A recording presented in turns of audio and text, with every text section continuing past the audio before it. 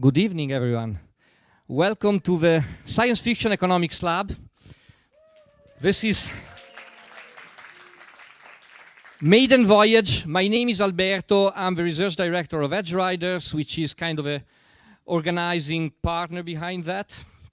And my job is simply to do housekeeping. So very uninteresting, but still. So first thing that you need to know is that the lab doesn't end here. We have a pretty long journey in mind, and you can find the next steps starting already tomorrow for people who are interested in actually offering papers on a new economy that we would like to invent. So tomorrow we will be at ULB, at Solvay School of Economics. But before that, we have a party, which is tonight at La Tricoterie. It starts at 9, and you're all invited. The other thing that I need to tell you is that we have shared note-taking online, and also we have a thread on an online forum where you can introduce yourselves to the other people in the Science Fiction Economics Lab. You're not all here. There is a very important online component which will be joining us through a live streaming and the chat, which is manned by Marina here. Marina, hi. So please switch off your phones, unless you want to take notes, but taking notes on your phone is not great. Okay, you want to take pictures, fair enough. You can take pictures, but please then in that case, go on airplane mode or something. And I guess that's all from my side. Let me introduce Kirsten Dunst, CEO of Climate Kick, who is our MC. She will introduce her own work and why she's interested in the Science Fiction Economics Lab. And I hope we will all learn a lot in the maiden voyage. Thanks for being here.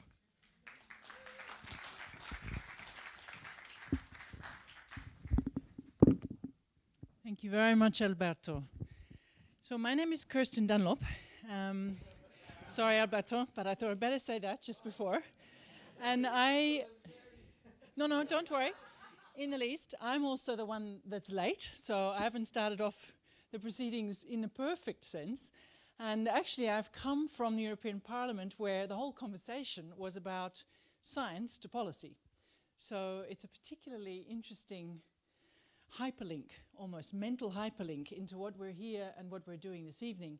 Because so much of the questions is, how is science and how is economic thinking that organizations like ours are supposed to be fomenting, supporting, enabling, giving us what we need to make the political and policy choices that we need? And of course the answer is it's not really much at the moment, or at least not fast enough. So that's part of why we're doing this and why we believe so passionately in the power of exploration at the edges of what we know and what's possible. I facilitate, run, lead, coordinate, have the privilege and enormous opportunity to work for an organization called Climate Kick. The KIC in that stands for Knowledge Innovation Community. And this is very much what we are about, creating spaces for the exchange of ideas, of thoughts, of imagination, and of possibility, of exploring communities that explore the edge of the possible, and bring and make available the edge of the possible to decision makers, to those who need to make commitments to act. We are a large pan-European community and one that has existed for 10 years by the end of this year.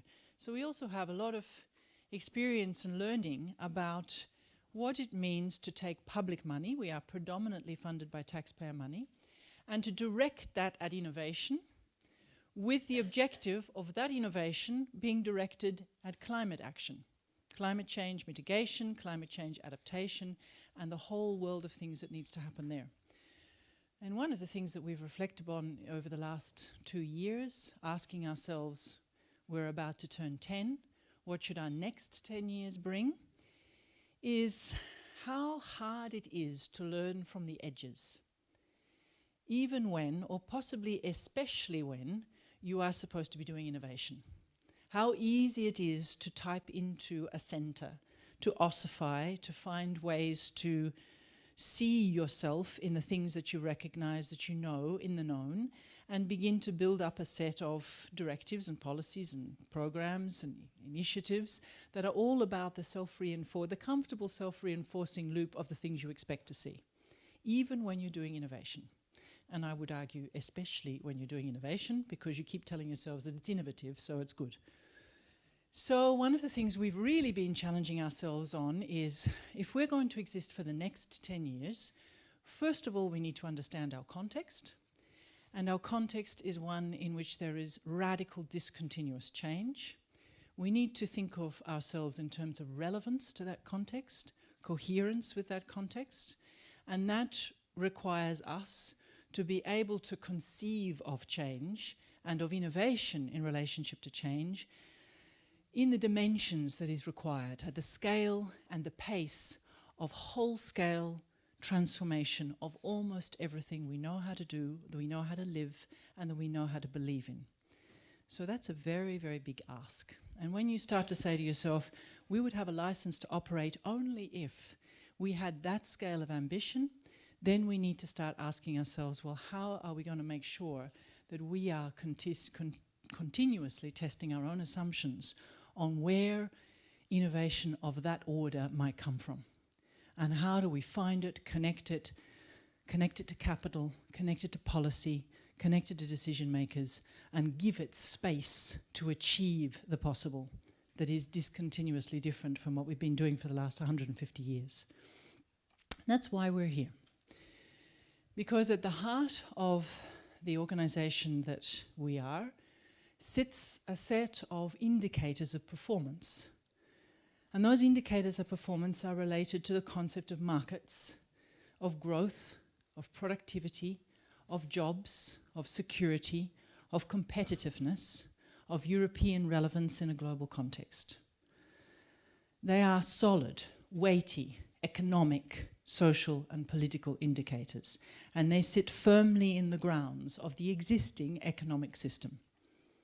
Which gives us a small problem, because we know that almost everything about the existing economic system is causing us some significant issues when it comes to climate change. And so if we are going to innovate effectively, we need to break the assumptions of the existing economic system. We need to find alternatives, generate options, generate different ways of thinking about value, about stocks, about flows, about time frames for exchange, about medium, long-term, real-term, embedded, synchronic, contextual value, things that our current economic system does not know how to account for, or if it does know how to account for, is not mainstreaming that capability into our existing ways of planning and thinking about economics. So we are particularly concerned, at the same time that we support innovations in science, in technology solutions, in political change, in citizen enablement, in behavioral change, in logistics and supply chain design, in business model design, in financial systems innovation. We are particularly concerned to look for and find and build, ideally, the conversations around alternative ways of thinking about value, the exchange, the transfer, the ownership, the definition, and the relatedness of value between human beings and between human beings and their physical construct, their context. We need alternate narratives. We need them to come fast. We need them to be inspiring. We need them to have humans at the center, but we also need them to help humans think beyond themselves, because that's one of our biggest challenges. And we desperately need something that offsets the failure of imagination to give us alternatives. So we are investing deliberately in ways in which we can learn from the edges, the neoclassical economic edge, of what sits beyond the models that we work with, what sits beyond the KPIs and the indicators that we are asked to perform with. What is at the edges that we could learn from, that we could bring together and create a conversation around that would allow us to exercise imagination in the way in which we think about value, created, exchanged, stored, made, and felt. How could we learn from the communities that can help our conversations directly to the European Parliament or directly to the European Commission reframe what it is that we collectively focus upon. And we are here to learn from those whose professions are traversing boundaries of possibility through imagination, through storytelling, through narrative, and through bringing together hyperleaps into possibility and grounding them into parables, into vignettes, into the metaphors that have structured the way in which we think about so many things. We have metaphors for the way in which we think about artificial intelligence that have come from science fiction. We have metaphors for the way in which we think about social inclusion and social exclusion that come from science fiction. We have metaphors for the way in which we think about community, social mechanisms, structuring of identity, structuring of our relationship to time. It's about time we started to pull economics, kicking and screaming onto the stage, and said, how about we subject economics, the thing that we consider to have been almost outsourced from human agency, a force out there bigger than ourselves, that somehow has its own extrinsic life to which we are simply constantly toggling in a management relationship. How do we manage the market? How do we work on market forces that are bigger than us, that are beyond us? We made it. We designed it. We conceived of it. We made it. We dreamed of it. We wrote about it. We rationalized it. We institutionalized it. And we normalized it. And we believe somehow that it's out there beyond human agency. So this is our experiment, the first in a journey, of creating a stage for conversation and exchange. What if we took back human agency into the design of economics and thought about and pushed ourselves and imagined a set of possible alternatives? What about if we gave ourselves language and metaphors and ideas for the way in which we might think about value differently? And that might sound like a very kind of abstract thing in relationship to the problem of temperature rising and sea level rising and food running out and people starting to fight with each other, but it's not at all. If we can change the code that we are using to exchange food, to look after properties, to take care of each other, to share commons, to think about the way in which we exchange and define value, we can change, if we can change the operating principles, we can change so much more that's sitting up at a surface level that we are working on a daily basis. So we are interested in a conversation, catalyzing a conversation that is about the code, the underpinning assumptions, the operating theories, the models, the mental models we have for what value looks like. And with that, I would really love to welcome two extraordinary people onto stage who are going to provide the opening substance for that kind of exchange. What I will do is introduce them one by one. So I'm not going to introduce them both. I'll introduce one and then the other, but ask you both to come up on stage together in a minute. And one by one, you're going to hear from them. And these are, think of it as dialectic, as a way of exchanging ideas, of listening to different perspectives, some very similar, some different. And then we're going to hear from four people, three of whom are in the audience, one of whom is not, who are going to bridge and braid and build and add in other elements of perspective. And then really the time is up for you to add yours and to riff. If we're in an improvisation theatre, then this is the night for improvisation. To riff and build and exchange and imagine what can we make in the course of this evening that we as an organisation can use to drive our constant activity of science, exploration, innovation into policy? And what can you, as actors in the world in different ways, make use of in your own ways forward and keep meeting each other on different stages to build a thread, a meme, a set of new assumptions for how we wire the world. So with that, let me invite Cory Doctorow and Tom Bauler onto stage, please.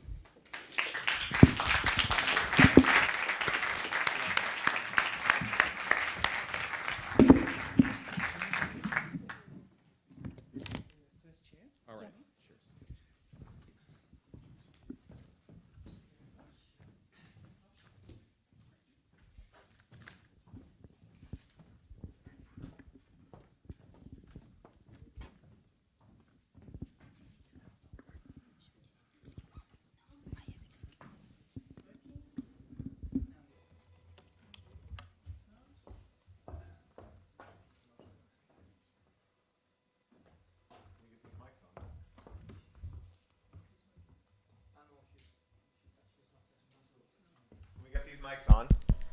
Okay. Ooh, There we go. there we go. Okay, so Cory Doctorow, welcome. Thank you very much. I've been reading, I enjoy reading your books. What I had not discovered was all of the other things. So I've been reading with avid interest in preparing for this and thinking, okay, this is a whole other world of lives, crafts, boundaries traversed, and meaning structured into things, which is a salutary reminder to me that my favorite authors, I need to go and actually check their history. That's the problem of having come through a deconstruction education. You were always taught to not go and look for the author. So Cory Doctorow is a world-famous science fiction author, allowing that space for you to claim or do something with, an expert in technology, an activist, and the director of a technology blog, Boing Boing. And what I would particularly want to bring into this conversation is the fascinating dialectic in your work between what technology is in service of, what it makes possible, why, and how one might reflect upon that in ways that are less linear than usual and not leap to the straight assumption. So, over to you. Would you like me to do my talk, or is this a Q&A portion? No, this is your talk. This is the talk. All right, very good. All right, thank you. Thank you for that. Sorry, little ambiguity there. I've resolved it. We're good. Hi, folks. Thank you very much for having me. And I'm keenly aware, as I always am when I'm outside of the Anglosphere, that I was born one of the world's fast talkers. I was the scourge of the UN Simultaneous Translation Corps. When I would speak as slowly as I knew how and turn around, and there would be 5 booths with 5 translators all doing this. So I invite you all, you will not offend me, to just wave your arms when, not if, I speak too quickly. And thank you very much for having me. It's a genuine honor, and thank you for that lovely framing material there. So I thought what I would do is read briefly from this book, Walk Away, and then speak about what it means and give a little presentation on economics and science fiction. We'll hand it over to Tom, and you know how the rest of the evening goes. So the bit I'm going to read, it's from the second chapter. It's called You All Meet in a Tavern. Sundays at the Belt and Braces were the busiest, and there was always competition for the best jobs. The first person through the door hit the lights and checked the infographics. These were easy enough to read that anyone could make sense of them, even noobs, but Limpopo was no noob. She had more commits into the Belt and Braces firmware than anyone, an order of magnitude lead over the rest. It was technically in poor taste for her to count her commits, let alone keep a tally. In a gift economy, you gave without keeping score, because keeping score implied an expectation of reward. If you're expecting a reward, it's an investment, not a gift. In theory, Limpopo agreed, but in practice, it was so easy to keep score, and the leaderboard was so satisfying that she couldn't help herself. She wasn't proud of this, mostly, but this Sunday, first through the door of the Belt and Braces, alone in the big common room with its aligned rows of chairs and tables, all the infographics showing nominal, she felt proud. She patted the wall with a perverse and unacceptable proprietary air. She'd helped build the Belt and Braces, scavenging the Badlands for the parts its drone outriders had identified for its construction. It was the project she'd found her walk away with, the thing uppermost in her mind when she'd looked around the Badlands, set down her pack, emptied her pockets of anything worth stealing, put extra underwear in a bag, and walked out into the Niagara Escarpment, past the invisible line that separated civilization from no man's land, out of the world as it was, and into the world as it could be. The code base had originated with the UN High Commission on Refugees and had been field trialed a lot. You told it the kind of building you wanted, gave it a scavenging range, and it directed its drones to inventory anything nearby, scanning multiband, doing deep database scrapes against urban planning and building code sources to identify usable blocks for whatever you were making. This turned into a scavenger hunt inventory, and the refugees or aid workers, or in shameful incidents, the trafficked juvenile slaves, fanned out to retrieve the pieces the building needed to conjure itself into existence. These flowed onto the job site.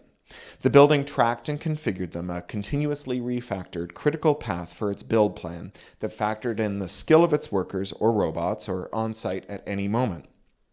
The effect was something like magic and something like ritual humiliation. If you installed something wrong, the system tried to find a way to work around your stupid mistake. Failing that, the system buzzed your haptics with rising intensity. If you ignored that, it tried optical and even audible. And if you squelched that, it started telling the other humans that something was amiss and instructed them to fix it. There'd been a lot of A-B splitting of this. It was there in the codebase and the unit tests for anyone to see. And the most successful strategy the buildings had found for correcting humans was to pretend that they didn't exist.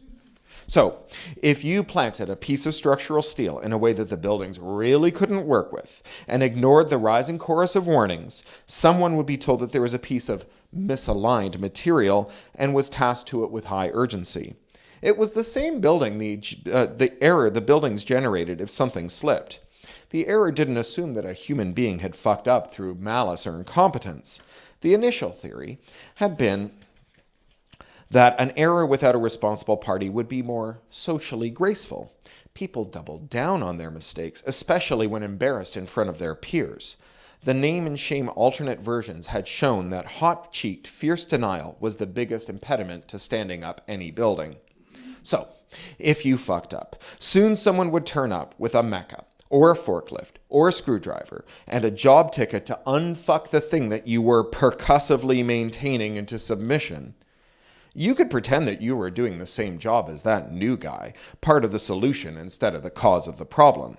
This let you save face, so that you wouldn't insist that you were doing it right and that the building's stupid instructions and everything else in the universe was wrong.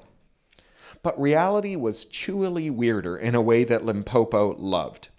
It turned out that if you were dispatched to defubar something and found someone who was obviously the source of the infubarage, you could completely tell that that structural steel wasn't 3 degrees off true because of slippage. It was 3 degrees off true because some dipshit flubbed it. What's more, Senor Dipshit knew that you knew that he was at fault. But the fact that the trouble ticket read urgent, re-true, structural member minus 3 degrees at 120 degrees north-northeast, and not urgent, re-true, structural member minus 3 degrees at 120 degrees north-northeast because some dipshit can't follow instructions, let both of you do this mannered kabuki in which you operated in the third-person passive voice. The beam has become off-true, not you fucked up that beam. This pretense, the researchers called it networked social disattention, but everyone else called it the how did that get there effect, was a vital shift in the UNHCR's distributed shelter initiative. Prior to that, it had all been gamified to fuckery, with leaderboards for the most correct installs and the best looters. Test builds were marred by angry confrontations and fistfights. And even this was a virtue, since every build would fissure into 2 or 3 subgroups, each putting up their own buildings. It was 3 for the price of 1. And inevitably, these forked-off projects would be less ambitious than the original plan. Early sites had a characteristic look. A wide, flat, low building, the first 3 stories of something that had been planned for 10 before half the workers quit. 100 meters away, there'd be 3 more buildings, each half the size of the first, representing the forked and reforked buildings revenge built by alienated splitters. Some sites had Fibonacci spirals of ever smaller forks terminating in a single hostility-radiating Wendy house. The buildings made the leap from the UNHCR repo to the walkaways and mutated into innumerable variations beyond the clinic, school, shelter, refugee trinity. The Belt and Braces was the first tavern ever attempted. Layouts for restaurant kitchens weren't far off from camp kitchens, and big common spaces were easy enough, but the actual zeitgeist of the thing was substantially different, tweaked in 1,000 ways that you'd never walk into one and say, this is a refugee residence that's been converted to a restaurant. And you'd never mistake the Belt and Braces for a normal restaurant. Its major feature was the projection-mapped lighting that painted surfaces and items throughout its interior with subtle red-green tones, telling you where something needed human attention. This was the UNHCR playbook, but again, there was a world of difference between dishing up MREs to climate refugees and serving fancy dry ice cocktails made from wet printers and powdered alcohol. No refugee camp ever went through quite so many cocktail parasols and perfect knot swizzle sticks. So I think I'll stop the reading there. Thank you. So, thanks. Let's see how this works. There we go. It is easier to imagine the end of the world than it is to imagine the end of capitalism. Now, I'm a science fiction writer, and people erroneously believe that being a science fiction writer gives you some insight into the future. There are even science fiction writers, God help us, who believe this, and thankfully they're wrong. Now, some science fiction predictions have come true, but given how many predictions science fiction had made, it would be alarming if none of them had. Still, you'd probably get a better level of accuracy just by throwing dice.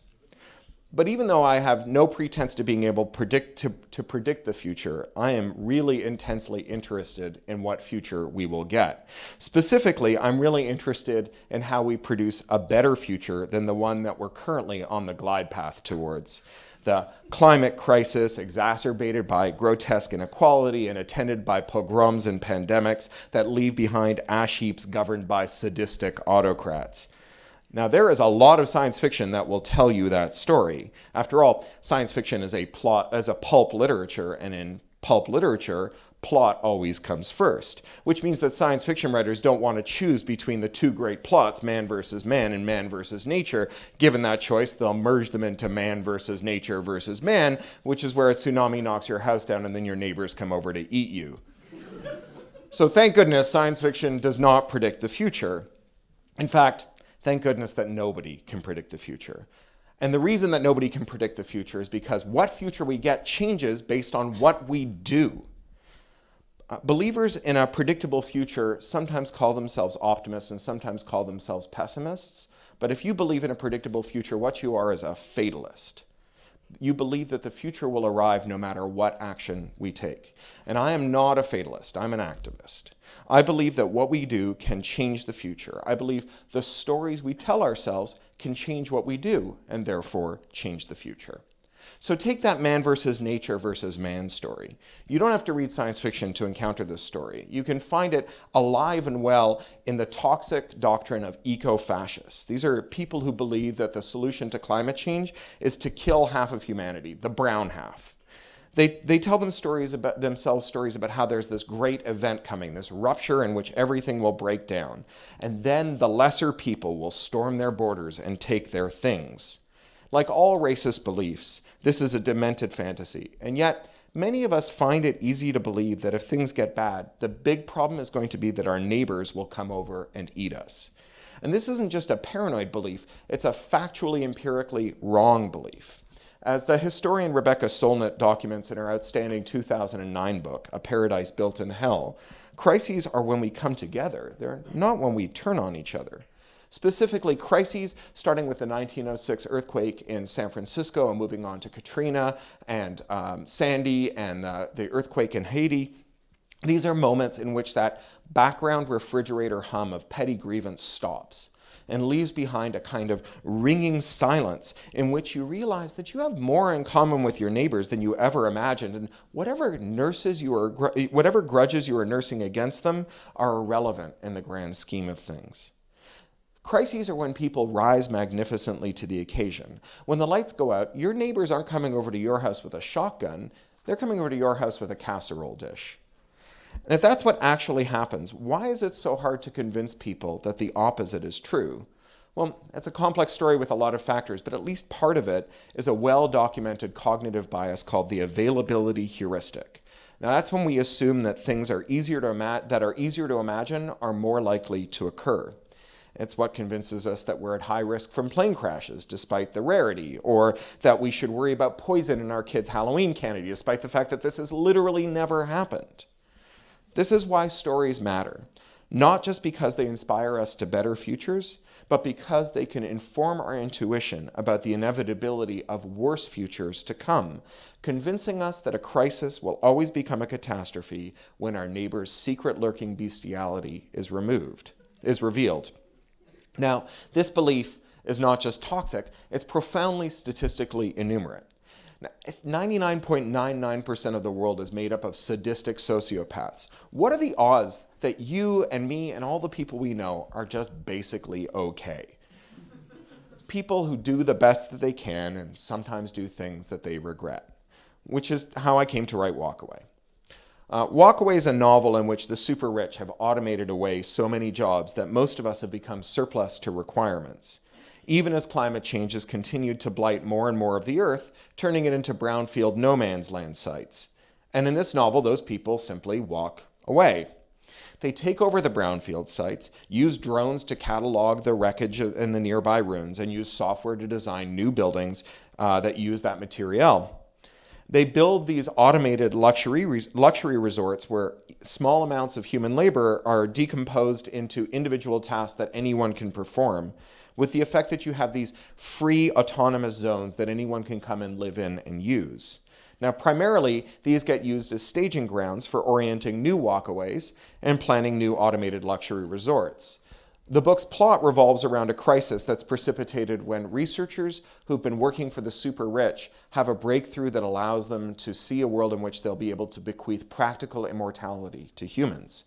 And at that moment, they also have a crisis of conscience. They're unwilling to be complicit in the speciating of the human race into infinitely prolonged oligarchs and the mayflies disappearing in their rearview mirrors. So they steal these secrets, the secrets that they developed, and they bring them to the walkaways with the intention to liberate them and make them universally available, universal access to immortality.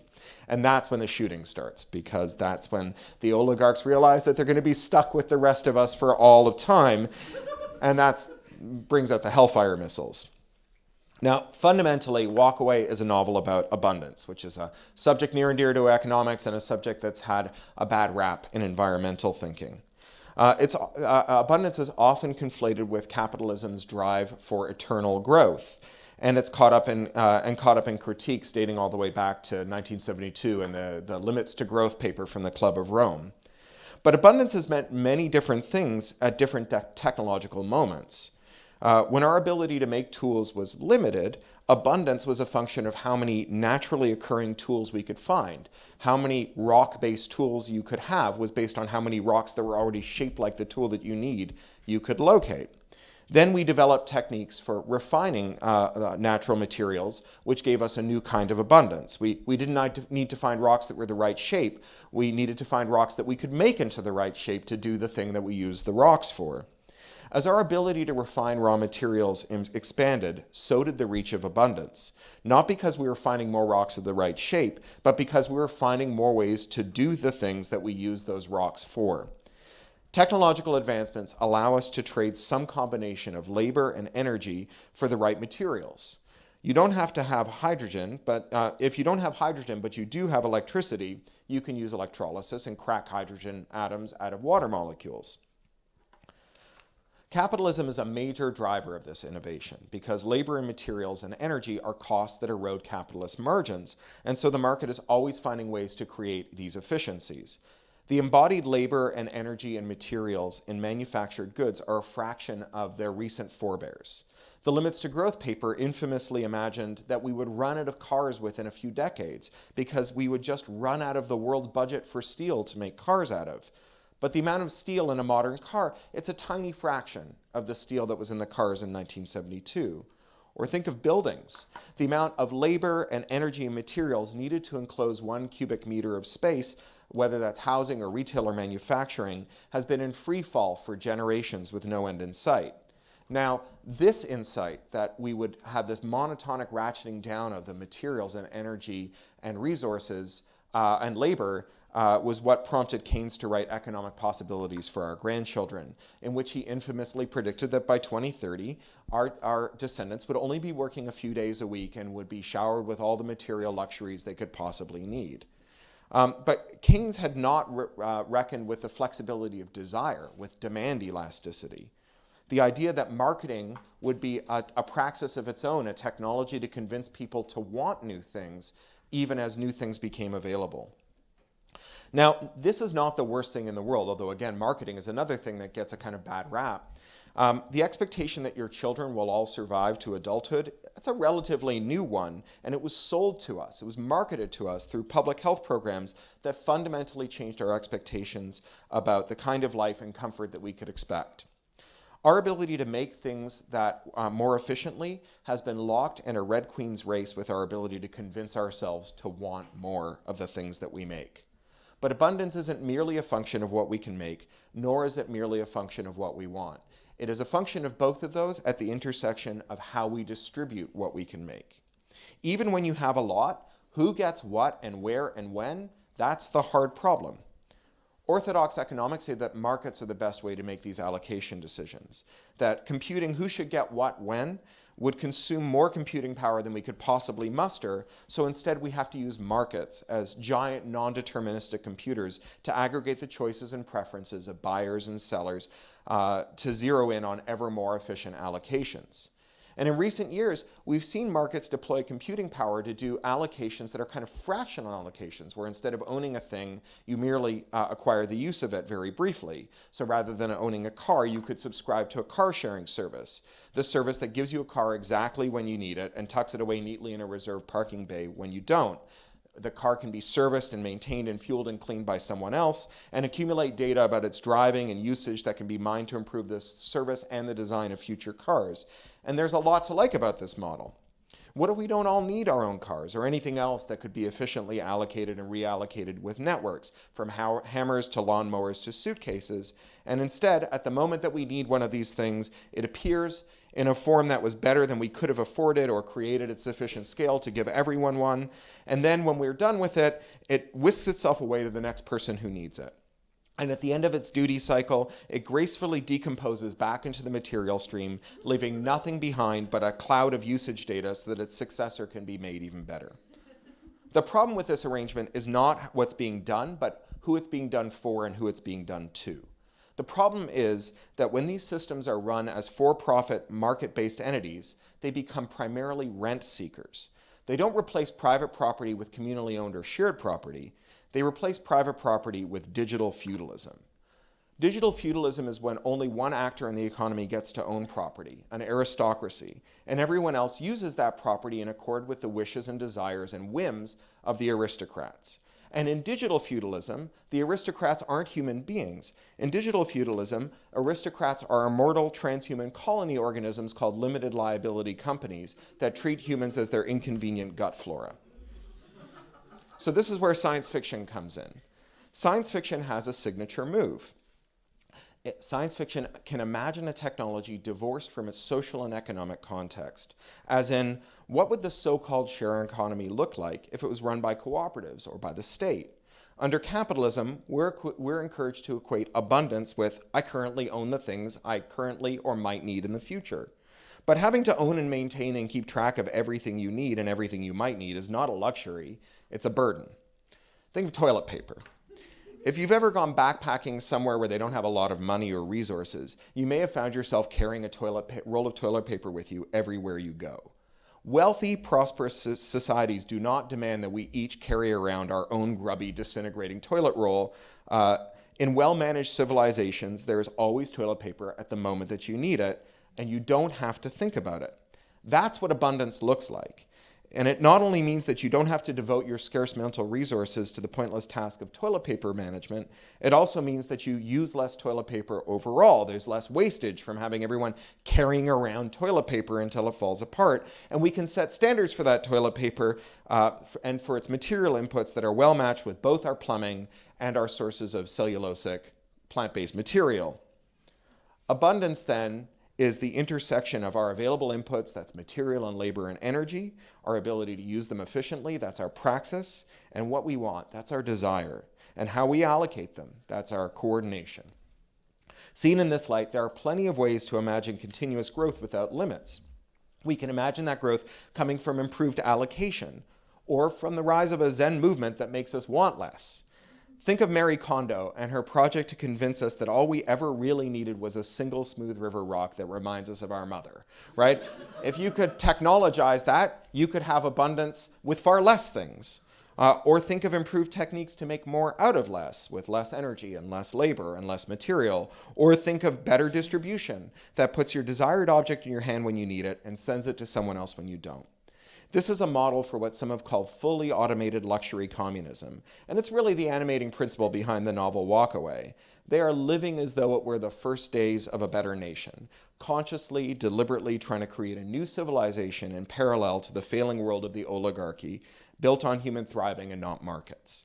The idea of fully automated luxury communism, it's fascinating and it's captivating, and it animates such utopian notions as the universal basic income, premised on a near future in which automation will obviate nearly all of human labor.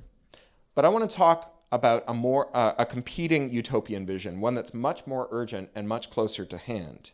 A vision of a centuries-long, species-wide project that would consume all the labor and energy and materials that we have, as well as those of our children, our grandchildren, and their descendants besides. Something that will tax our best networks' coordinating capabilities and demand new praxis and a radical rethinking of what we want, all at the same time. And that's the Green New Deal. For the Green New Deal to save our species, and ensure that our planet remains habitable by our species, every one of us is going to have to devote ourselves to a complete shift in our social and political organization. We all have to reorient our productive capacity toward not just low-carbon versions of the artifacts that give us ease and comfort, but also around mass-scale climate remediation, be that emergency shelters for people who are climate refugees or entire new cities to house people whose old cities have been burned or drowned. This vision is fundamentally incompatible with fully automated luxury communism. If we create a robot that displaces 100 million workers, the Green New Deal has new jobs for them, helping with levees, or caring work, or pandemic prevention, or firefighting, or a million other new jobs that we haven't even dreamt of yet. The Green New Deal imagines full employment for our descendants, paying down the technical debt we've incurred not just by our carbon use, but by building in low-lying coastal areas, floodplains, and wildfire zones in the lowlands. But the Green New Deal has a problem. How do we pay all those people to do that work? How do we pay for the material and energy inputs for all that work? And so we're back to allocation, figuring out the best way to mobilize materials, energy, and labor to optimize human thriving.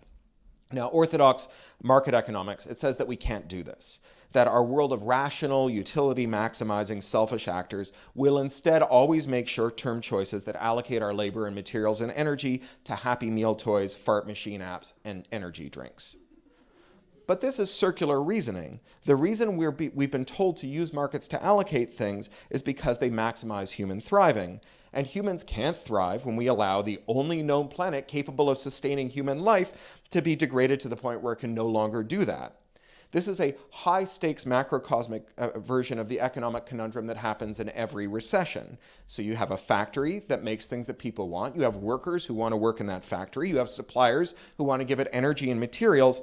And then you have a spreadsheet that says that the factory isn't viable and that the workers have to be thrown out of work. And rather than coming to the conclusion that something is wrong with the spreadsheet, we declare the factory to be non-viable and shut it down. Now, this circular reasoning, where if markets can't figure out how to do it, it's not worth doing, it's our great motif of late-stage capitalism. People want to live in a house, the neighbors don't want the house to be vacant and blighted, but the mortgage lender is blowing up the borrower's teaser mortgage rate to a stonking high monthly interest rate, and therefore the owners of the house must be dispossessed and evicted. Inequality is corrosive and destabilizing and threatens the legacy of democratic states, but the spreadsheets say it's impossible to redistribute wealth to the super rich, so we just have to tolerate it. But if the basis for relying on markets is that they make efficient allocations, then these grossly existentially inefficient allocations should militate for alternatives to markets. But instead, we're told there is no alternative. This is a very dirty rhetorical trick, because when you say there is no alternative, what you really mean is, God damn it, stop trying to think of an alternative. It's the most anti-science fictional credo you can imagine. Remember science fiction's signature move, divorcing technologies from their economic and social context. Now, the origin of the doctrine of market supremacy dates back 100 years to the 1920s, when the archdukes of market thought, von Mises and von Hayek, claimed that you could never build a computer sophisticated enough to perform the calculations necessary to allocate resources in complex societies. This socialist calculation debate framed markets as necessary and framed their failures as necessary evils. If there was just no way to compute the math to figure out the best way to allocate labor and capital and materials and energy, then we had to use markets. And if those markets produced incredibly wealthy oligarchs or destructive pollution or vicious armed conflicts, well, that was the price that we paid for the otherwise efficient allocations that we got everywhere else. But the predictions about the power of computation in the 1920s turned out to be a little pessimistic. In the years since, we have built massive non-market institutions that are the same order of magnitude size as the USSR in 1989, that allocate by calculation, not by markets. There's a couple of the big ones you might have heard of: the People's Liberation Army and the Pentagon, largest employer in the world, or Amazon. Right? When you get a job at Amazon, you don't get a system of bids and puts that you use to figure out what desk you'll sit at and how many pencils you get. Instead, Party Secretary Bezos has his 5-year plan, and his commissars execute it with a command and control system grounded in data and computation.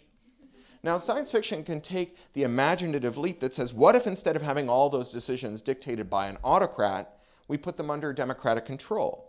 What if we diverted the profits that are currently sent back to investors and used it for R&D to replace the grueling labor in the factories, warehouses, and delivery systems with automated systems that would free up precious human decision-making and labor to work on remediating climate change? What if we had, in the words of Lee Phillips and Michael Rosworski, a People's Republic of Walmart? Imagining these large-scale efficient institutions under democratic control is a radical act. It conjures up a future in which we retain the parts of capitalism that we enjoy, the choice and the convenience, while refusing to allow it to externalize its costs, like poor labor conditions and carbon footprints. The argument against them is that the people who initially allocated the capital to create these institutions we might take over deserve to control them, because the market identified them as the moral superiors of their fellows. But back in 1920, when those Austrians were insisting that we had to use markets to allocate, they said that these extreme wealth concentrations were a necessary evil, not a badge of moral superiority. And little by little in the century since, we've been convinced that to be made wealthy by markets is a sign of moral virtue, and that virtue and wealth are therefore interchangeable. It's the ultimate in circular reasoning. A market society that makes the virtuous wealthy, and therefore wealthy people are virtuous, and if it seems like some virtuous people are poor, they must have some hidden defect that the market has found out. Or in other words, if you're so smart, why aren't you rich? This circularity has created a new global aristocracy whose intellectual and moral failings are obvious to everyone who isn't an aristocrat or who doesn't fancy themselves an aristocrat in waiting. Exhibit A being the insistence that it's impossible to maintain the Earth for human habitation because the spreadsheets say it's impossible. Or the nonsensical comparisons between sovereign currency issuers and households to justify austerity in the name of paying down the national credit card. The idea that you can't pay for climate change remediation or humane social programs without taking away people's money by taxing them, when in reality, all money is spent into existence by national governments and currency issuers when they buy services and goods and tax back out of existence as a means of preventing wealth concentration and fighting inflation. If the government taxed no more than it spent, it would take away all the money in the economy. Every deficit on the government side of the ledger is a credit on the people's side of the ledger. In other words, all the money in circulation is the result of deficit spending, and without deficits, there'd be no money for us people to use. Now, I want to spend the last part of this talk imagining what a future of well-allocated resources oriented towards maximizing human thriving and a permanently habitable Earth would look like. A world of real abundance. In particular, let's think about what computational coordination could provide us in terms of our leisure and work. Now, industrial production fundamentally changed our relationship to leisure. In agriculture, we once made hay while the sun shone and devised a range of tasks that we could take indoors when it was raining or snowing. The same was true of craft practice. A carpenter might work outside sanding and sawing on a sunny day and move inside to paint and stain when it was raining. But these forms of labor were extremely unproductive, and they required much greater energy, labor, and material inputs than the industrial production that came after them. With industrial production, we decomposed complex tasks into subtasks that needed to be done in a certain sequence. The conveyor belt moves a part into your workspace and you tighten it, and then the belt moves on and the next part is brought before you. Now, this did produce vastly improved productivity. It gave us more better stuff that used less material, energy, and labor. But it did so at the cost of human autonomy. You can't just step away from the assembly line, no matter how badly you need to pee, or no matter how beautiful a day it is outside. If you do so, the person downstream from you can't do their job. But we are on the verge of a new post-industrial production that's much more flexible, where we have things already in the information space like wikis and source control tools like Git, that allow people to collaborate across great stretches of time and space without knowing each other or even explicitly deciding to collaborate with one another.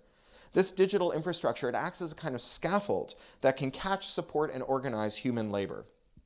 Now, in Walkaway, I tried to imagine what a world would be like in which we could have the same kind of organizational structures, but for things like buildings or space programs. But such a vision isn't just usable in a fully automated luxury communist future. It's also very applicable to a Green New Deal. After all, the most persistent critique of an all-renewable energy transition is what happens when the wind stops blowing or the sun goes down or the tides are quiet. Where do we get our power? But what if we could use networks to coordinate our most energy-intensive activities for when the power was available?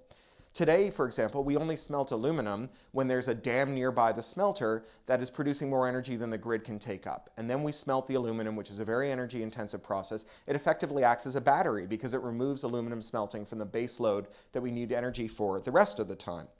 We also have data centers that only turn on when the ambient temperature is so low that they can be run without chillers. And when the ambient temperature rises, the data center just shuts down. The first of those was built here in Belgium. Now imagine if other tasks could be so coordinated. When your local power grid is making the energy needed for some important task, people could be summoned to work that suited their needs and their tastes. But when the power was reduced, the task would shift to somewhere else where the sun was shining or the wind was blowing, and everyone would be given time off, and our automated systems would be used not to dictate where we would work, but to help us find people to socialize with, someone else to have a feast day with. Science fiction is good at helping us think about where we want to get to, but it's less useful for telling us how to get there. Reality is messy, and novels, or at least the good ones, are neat. The path from A to Z isn't visible from where we are now, and instead of tracing that path, which would after all change as soon as we embarked on it, because we have adversaries, people who practice a doctrine you might call hydrocarbonism, who would like to rearrange the map so that whatever path we take is stymied. So instead of following a path that we set ahead of time, we need rules of thumb, or what computer scientists call heuristics. Now, a key heuristic for navigating complex spaces is what computer scientists call hill climbing. That's where you give a software agent a simple rule. Wherever you find yourself, check to see which direction goes up in the most steepest incline and take a step that way. And once you're there, check to see which direction takes you up in the most steepest incline again, and again, and again. Step by step, without knowing the path and without knowing the terrain, you can find the highest point available from where you are now. If we can agree on an approximate vision, we can all start from wherever we are and all climb together without having to follow the same path and still arrive at the same summit. And the good news is that far more people than ever are finally ready to start climbing. And that's because we have passed the moment of peak indifference. Peak indifference is a critical juncture in the life cycle of any activist cause. When those causes are first joined, the activist's primary job is to convince people that there is a problem at all, especially when the problem is a long way off from the actions that cause it, and when the effects are hard to associate with those causes. Like when you release CO2 and then 50 or 100 years later, your city catches fire or drowns. And it doesn't get any easier when your political adversaries have got deep pockets and they're spending money to confuse people about the science. But over time, even if you don't manage to convince people, if the problem remains unaddressed, they start to convince themselves because the problem only gets worse. You accumulate so much technical debt that the interest payments on that debt become very visible and then absolutely undeniable. You get floods, fire, pandemics, refugee crises, famines. And at a certain point, an activist's job is no longer to convince people that there is a problem. The activist's job is to convince people that it's not too late to do something about it. That's the moment of peak indifference. And it's an important moment because it marks a real shift in our strategies from fighting denialism to fighting nihilism. Because if someone only acknowledges that rhinos are going extinct when there's only one left, there is a strong possibility that they might decide to eat them. After all, by that point, you might as well find out what rhino tastes like. We are living through that transition from denial to nihilism right now. As the far right abandons its irrational belief that climate change is a hoax, they are pivoting swiftly to eco-fascism, the belief that the only way to remediate climate change is to exterminate brown people. That belief was espoused by the Christchurch shooter and by Anders Breivik. Eco-fascism is grounded in the belief that humans can't remediate climate change or transition to green fuel sources, and instead must pursue a degrowth until the population falls to a level that simply requires less energy, fewer material inputs, and less labor. That's not just a counsel of despair, and it's not merely an odious racist doctrine, it's also wrong. Irreversible aspects of climate change are already underway, and we will need all hands to weather the literal storms that are coming, as well as the more figurative ones, the fires, the floods, the pandemics. And that's why the Green New Deal is the most urgent story to tell ourselves today, because it holds out the possibility for a common destination that we can all climb towards. And a vision of a future where humans are not obsolete and not destined to spend the rest of time lying on divans being fed laser-peeled grapes by robots, but one where humans have an urgent purpose, bound together in solidarity, to renew our planet and our relations to one another. Because if there's one thing science fiction tells us, it's that there really is an alternative. Thank you.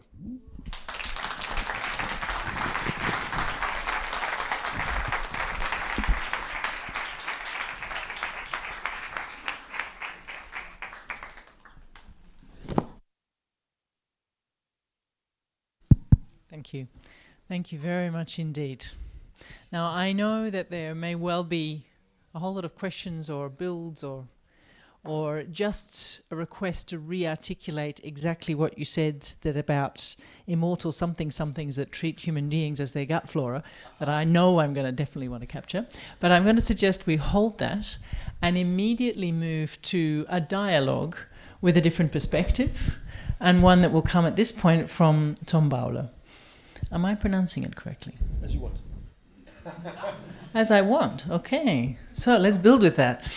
So Tom is a professor of ecological economics at the Université Libre de Bruxelles, so homegrown and home resident. He studies environmental policy and how social and socio-technical innovation is captured by social and political actors. And in particular, he is one of the few people and important people working on beyond GDP. What are the alternative economic indicators for value in the worlds that we are creating and that we are seeking to move away from? And an institutionalization in terms of the policy agenda. So there are a number of experiences and expertise in terms of how transitions operate, can operate, might operate, the governance of transitions that sits behind his work. And with that, over to you. Thank you very much. Thanks to you. Did you find all of that on the internet, actually? Because I started to be a little bit worried, actually. Thanks. So I think the basic idea of Alberto was that I should speak something like 40-45 minutes, and then some people would reply to it. So I tried to do a little bit less than a 45 because, well, it's a lab. It's not a face-to-face sort of interaction sort of thing. The question which Alberto put forward, I think it was yesterday for me, is to speak precisely to you about help the audience understand why some of the economics in science fiction is not taken seriously in mainstream academia. So that's what I'm trying to stick to a little bit. I'm not English. I'm not American. I'm not English speaking as Cory is. So it's going to be much more amateuresque. I'm also normally speaking to students and to these and to colleagues. So I'm not trying to make a grand narrative about this. I read actually the book and I tried to identify some of the economic stuff within it, because there's a lot of it. There's also sex in it and a lot of these normal things, I would say. But there's also a little bit of economics in it. I picked some of the things up where I think I can sort of say something about it. I cannot say something about all of economics. I'm, as has been said, I'm specialized in environmental issues and more particularly in governance issues related to nature-society interactions. And so it will be a short part of the entire sort of book and of all the economics which is addressed in the book, or which has been addressed also now in this speech. And I'm speaking from a actually pretty comfortable position, because I'm not really an economist, actually, sort of. I always find it a little bit, how to say that, disappointing if people call me an economist. I studied economics, that's true, that's some 20 years ago, and on my door, my office door is marked ecological economist, and on my card also, and all that sort of stuff. But I'm not an economist. I'm working not at the Faculty of Economics. I'm not working at Solvay, a business school, which is our Faculty of Economics at ULB, where you go to tomorrow, apparently. I'm working at the Faculty for Sciences. So I'm working, the guy who has the office just beside me, he's a mathematician. The other guy is a physicist and all that sort of stuff. So I'm the weird guy, and some of my colleagues too, the social scientist within the Faculty of Sciences. And that has something which is very interesting. If you try to imagine what economics can do, what the economic stuff is supposed to do to society, that brings you into a very, very nice situation, because you don't have to struggle with these bad mainstream guys, you know, with the guys who are neoliberals or whatever, because they are sitting in another faculty, and you actually don't give a shit about what they're saying, sort of, and they don't give a shit about what you're saying. So, but actually, quite a lot of the environmentally relevant and the environmentally a little bit radical sort of thinking in the economics business, so to speak, in the academia, is happening outside of the economics faculties, and that is very particular to environmental people, and that is a little bit linked also to the history of the stuff. You showed limits to growth.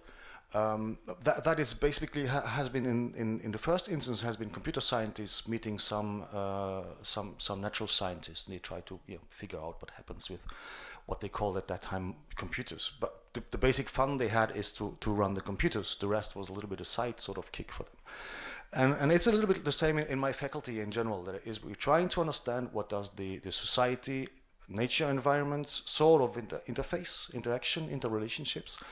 But we don't necessarily care a lot about the very heavy sort of baggage the normal mainstream economists has to carry, actually, because we don't need to cater that, and we don't need to relate to that. So it's a very comfortable situation, basically. And that is important to say, that we grasp this, because I'm speaking from a non-economics professional sort of point of view. And to my understanding, there is not really something like a mainstream economics. And the question which Alberto put forward is, what does mainstream economics do against the sort of stuff you're thinking about? There is no mainstream economics. At the ULB, and that's a very basic university, kind of a small university, even for European standards, there is not a mainstream economic guy or girl. People don't do that. In the research world, there is a whole richness of things going on, and people don't really carry the neoliberalist sort of cap on their heads all the time. They are Marxists, or they're looking at commons, and there are some people around here, and that sort of stuff. But they are not mainstream economics. They don't defend the ISLM sort of graph. It's not that what they are working on. The thing they are working on is much more elaborate, and that is probably part of the problem, that the way I think what economics is about is told to the outside world, in particular to press, in particular to politicians or to policy people, is hyper simplified against what they are working on actually in terms of research. And the outside world, to a certain extent, still gets the idea that there's an offer and a demand sort of curve, this X thing there, and that everything is along that sort of thing, and that there are rational agents, and all economists believe in rational agents, which is absolutely not true. If you speak to economists, there's no rational agent. The thing is that they are sort of obliged to teach that sort of stuff, If you speak to students, and at ULB and in many other universities, there's a sort of a halfway big process going on to force economics faculties to open up in terms of teaching, not in terms of research. Research is sort of fine, but in terms of teaching. Because students, economics students, and me myself, I experienced that also, they are running through over a curriculum which actually doesn't make a lot of sense. neither in terms of the sportivity behind it, because that was part of the colleagues I had when I was a student. They were actually they wanted to study math, but they weren't good enough for that, so they went to economics, which is a sort of applied math thing. So, and that's fine, but they are there for the sports. If there would be a faculty of chess playing, they would do that, But that is not what it is about, basically. But the teaching is really that. The teaching is, there's and have formulas and equations and that sort of stuff, but that's not very interesting. And that's also the stuff the story behind economics that actually you see in the press. That there is a truth about economic dynamics. And that we know what happens out there, and that if GDP drops by 0.5 point, then something else climbs by 2 points or something like that, that sort of thing. But it doesn't. It isn't like that, It's really not. You know that it isn't, but even the economists, they know that it is not, but they still teach it, sort of. So it's a very difficult sort of situation, and that's why I'm speaking of myself as being somebody who is in a very comfortable position, because I teach to non-economic students. I teach to all over the disciplines, and I try to teach them a little bit what ecological economics is about and this sort of stuff. So I don't have to care about all these graphs and all these equations and all those things.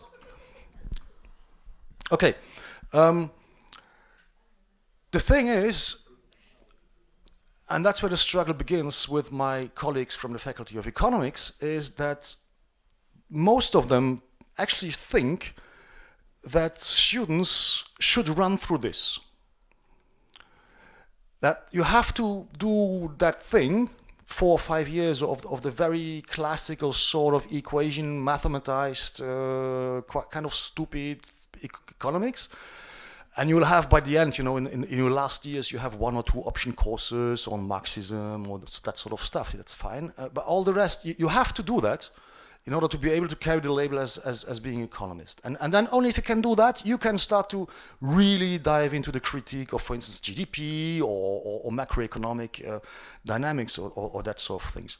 But students should be taught economics as it was sort of sketched by Keynes 70, 80 years ago, and then they are fine. And what they do from then they can start, they have the finesse to understand what the critiques is about. I have to say, I have a lot of colleagues who absolutely didn't study at all economics, and quite a lot of them are, for instance, in the very small research domain on alternative indicators, macroeconomic indicators, what is called beyond GDP, grossly. They are very proficient to list you the 10 biggest critiques that GDP raises. It doesn't account for this, it doesn't account for that, it doesn't, all that sort of stuff. And people basically can list very easily these 10 critiques, and I'm sure all of you can do that quite easily. The thing is that there is something to it. If you didn't run through the sort of indoctrination over 5 years, you didn't really get the spirit of that GDP sort of thing, and about the dynamic and about all that sort of stuff. And so you don't really grasp what it means that prostitution is not accurately accounted for in this number, which is something there's a general critique we have about GDP. There's shadow economic activities, and they are not carried in the number. But what it really does mean to the entire models and the dynamics and that sort of stuff is very difficult to grasp if you didn't run through all that sort of 5-year boot camp about the equations. So there's something to that, which is a little bit true, that to a certain extent, you probably need to run through that indoctrination before you are able to sort of loosen yourself and free your minds and invent your proper theory of change. And that is maybe something which is relevant here for the science fiction lab, because if you understand where we are starting from, that is the mainstream sort of economics, then you need to really get interested in what it actually represents and what is Keynesism, what is Marxism, and that sort of stuff. And more than 3 minutes, sort of, Capital is really big to read, so it's something which is really difficult. Okay. One thing is which has been mentioned both, I think, by Kirsten and also by Cory, is that economics has the aspect of being solid. I think you said it in the introduction, basically. You said that we sort of has these KPIs, I think you said, which is basically, you know, performance indicators, which we should try to fulfill. And then if we do that, we're staying into, you know, within the boundaries of what normal, suitable economic activities should be. I studied a little, after my economics, I got so frustrated about, you know, the whole science stuff. I really didn't understand anything anymore. I went to people who actually do something which is today called the sociology of science, philosophy and sociology of science. In France, in Paris, there's a famous one which is called Bruno Latour. There are others around a little bit, and that is sort of my secondary field. So to try to understand how the science argument, the science things, the processes are basically configured, constructed as a social sort of activity, you know. And if you have that lens on and these sort of glasses on and you're looking at the solid economics, you very easily run into some bizarreries to a certain extent, you know. The Maastricht criteria, that's a good example. You know, there's a whole set of Maastricht criteria. That's the Eurozone sort of criteria, which allow you to enter the Eurozone and which allow you to not get a fine by the European Commission as long as you stay more or less within the France never does, the Italians neither, you know, that sort of stuff. It's a discussion in terms of operationalization and execution. But actually, we never had really the discussion about why we have this criteria. One of the criteria reads more or less as the following, that you have to try and keep your economies, your budgets, public budgets, your deficits, at a maximum of 3% against your GDP growth per year, okay? You see that there's growth of economics, and you should not do more deficit than 3% of that growth, that economic growth, 3%. Why? Does anybody know why that 3%?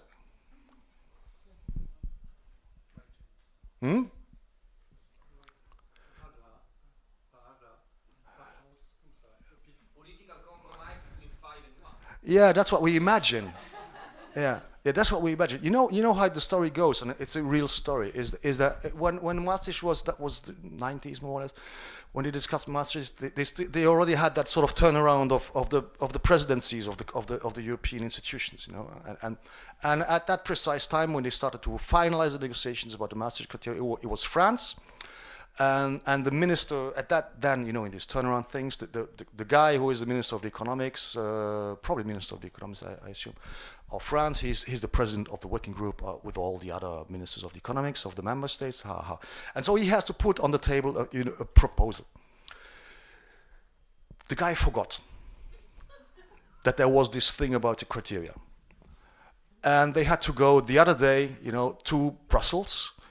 At that time there was no TGV, so they went by car, and they had to go to Brussels with actually a proposal. You know, what are the criteria and what are the numbers? So the guy called. I don't recall the name of the minister, but the guy called actually his assistant. He said, "Fuck, I'm sorry. I need to have numbers. I need to have criteria by tomorrow morning." Okay. So what did the guy do? He phoned up 3 of his mates. They went to eat, and by the end of the dinner, they had the criteria. And they had the 3%. They started actually off, the guy said, we need to have a percentage deficit against GDP. You know, let's have 1%. That's super strict, okay? 1% is really super, super strict. His friend said, no, wait, no. France, we will never do it. You know, we do 4 now, so if we're really going to be strict, we can do 2. Okay, and then the other guy said, okay, let's have 3. We are sure to be within, you know, with a little bit of effort, but it looks cool. 3 is good, you know. Let's have 3. So that's 3, and that's a solidness, you know. There's no big calculus. There's no computer running or whatever. There's not even a political negotiation about that. You know? Not even that. And it's not you know, a conflict between Marxist views on deficit spending and Keynesianism and whatever. It's not none of that. And that's because there is no sound numbers in economics. There's another really, really famous number, which is, it's again debt related. You're not supposed, or you were not supposed to do more than 90%, I think it was 90%. No. That's Maastricht. Here is something else. You're not supposed to have more than 90% of public debt, 90% against your GDP again, of public debt. Otherwise, all the models show that next year your GDP growth will plummet, decrease drastically. And that sort of figure, that 90%, is actually something which came out of a spreadsheet calculation by two people who are called Rogoff and Reinhardt, a girl and a man and a woman, both from Harvard Business School, so quite intelligent people actually, probably.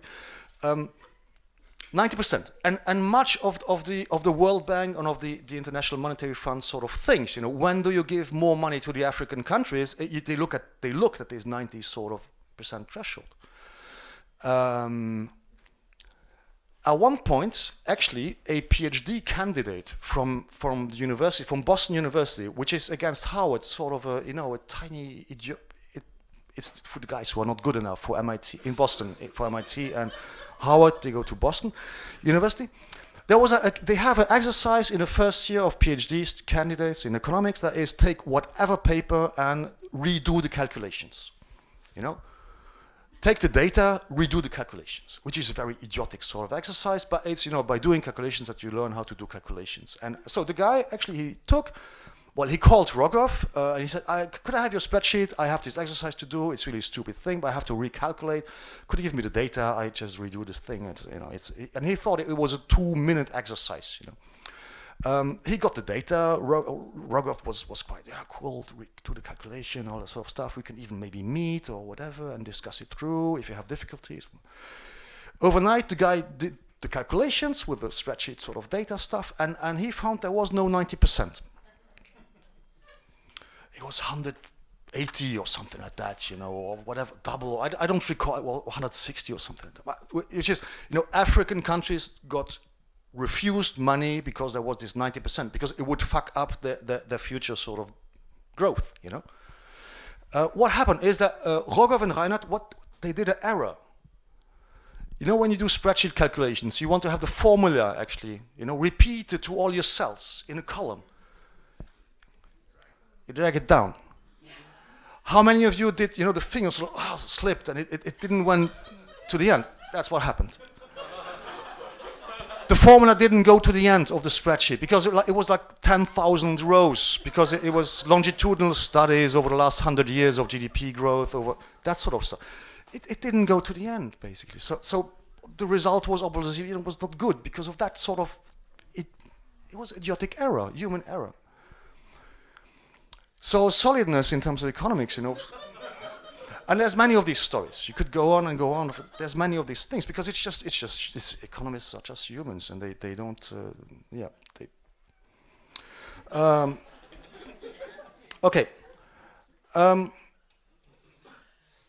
looking at my notes.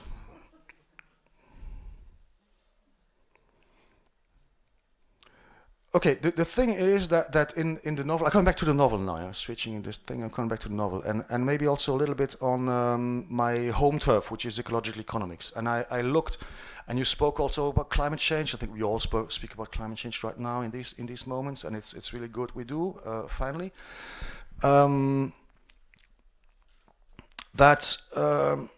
So I looked also obviously at the novel and looking for stuff about environmental sort of issues. And there's one quite to the end of the book, I think there was one half sentence or something like that, which I found really interesting.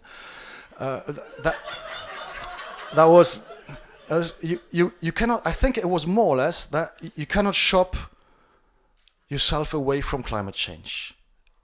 Something like that, more or less. I don't have the quote, but it's more or less that. Obviously, the idea being that there is, and I think it's a little bit in contradiction to what you just said here, that we cannot find goods and a form of consumerism, which implies a form of production, obviously, which is going to bring us through climate change issues. The whole way we do economies, so it's not a science anymore, but to do the activity, the economic activity, that is not going to bring us really into being able to tackle climate change.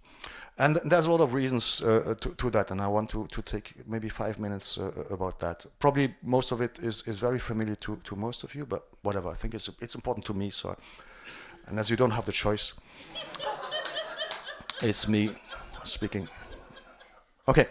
The idea behind ecological economics is that we want to define basically, well, now it has been watered down a little bit, but when he founded this thing, it was about founding a new science, something different.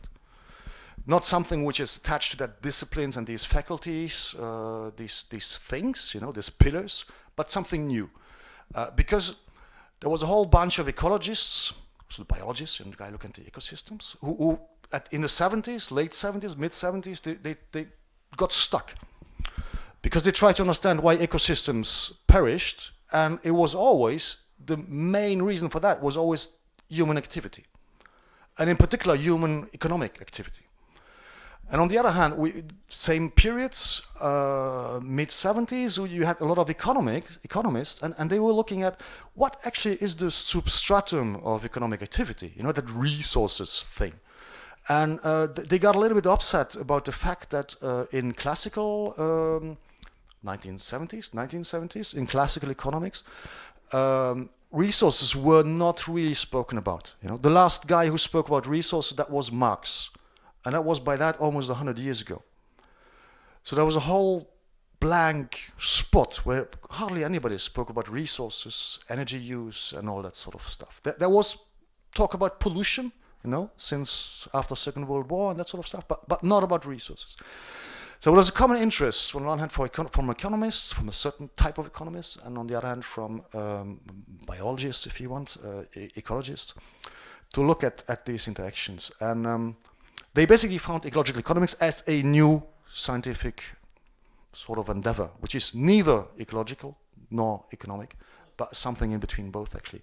With the idea that if you want to understand how society, dynamically reacts to stuff, which is what economists do, question of rarity, abundance, and that sort of stuff, you cannot do that if you do not understand how the ecosystems basically run. Because otherwise, the resources, you don't even get the idea of resources and about how things disappear and reappear in another sort of place and that sort of things. Sorry.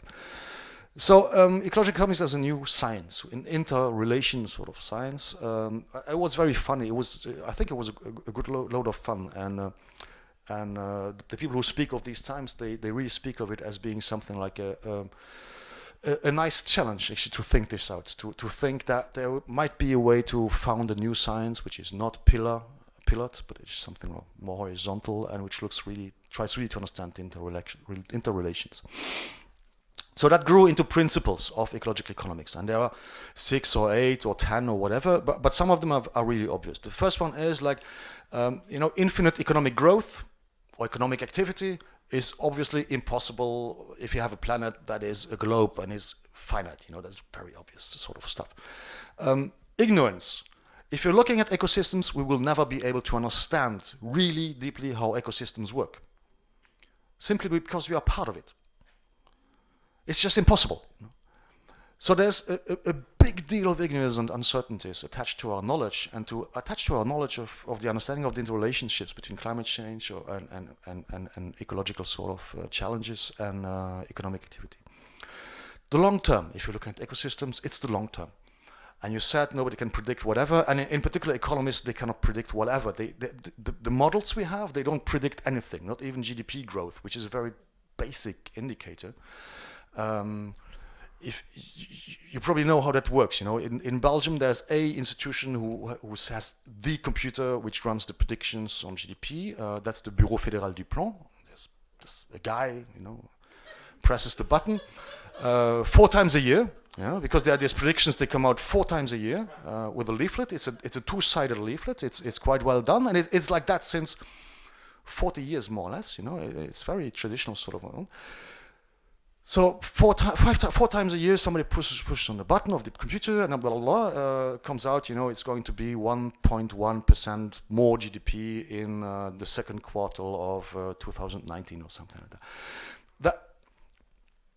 that is supposed to be run on the, obviously that's what we think, you know, that they use the data in real time, you know. They use the data till this morning and then the guy pushes on the, but no, that's not what happens. In order to really calculate GDP, that we calculate it back basically. And so we are lagging behind. In Belgium it's 18 months. And they are pretty good because it's a small economy. It's a non-complicated economy. In the bigger economies, it's more like 2 years or something like that, you know. And they bring out 4 times a year these leaflets, and at the back page, they correct the projections. There's the real GDP, so to speak, you know.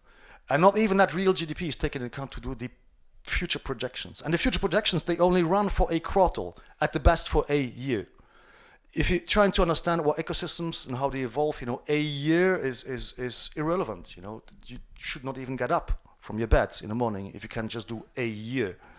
It's just trivial. So there's the long term. Nature has an intrinsic value. It has been a little bit said in introduction. There's something about values. That's true. I think we believe more, all of us in ecological economists, that the social and the economic and the cultural systems, they co-evolve. What we call a problem, like climate change, is a co-evolution, you know. And is it an economic problem? Yes, no, that's also co-evolving against the cultural sort of context. Our understanding of nature is also co-evolving.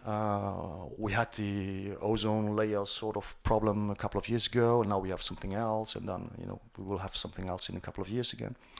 The language we have to use is systemic. It's systems science, basically, applied systems science, which is not math. Yeah, which is applied system science, it's different. The expertise is necessarily transdisciplinary, so it has to include the people on the ground, because every time we have some sort of ignorance about stuff, about how things work, we have to look at people and on the ground. And then there is methodological pluralism. It's not all calculable in dollars or euros or that sort of stuff. And that would be more of these principles, but that gives a little bit of a flavor on where it goes and how non-radical it basically is, because this is stuff which to most of you probably sounds like, yeah, okay, if you speak of the environment, it should be long term, It's not big news. But in economics, it might well run counter quite a lot of the everyday sort of business they do in their papers. Okay, I don't know how I'm with time. Do you check that? Yeah, that's fine. Okay.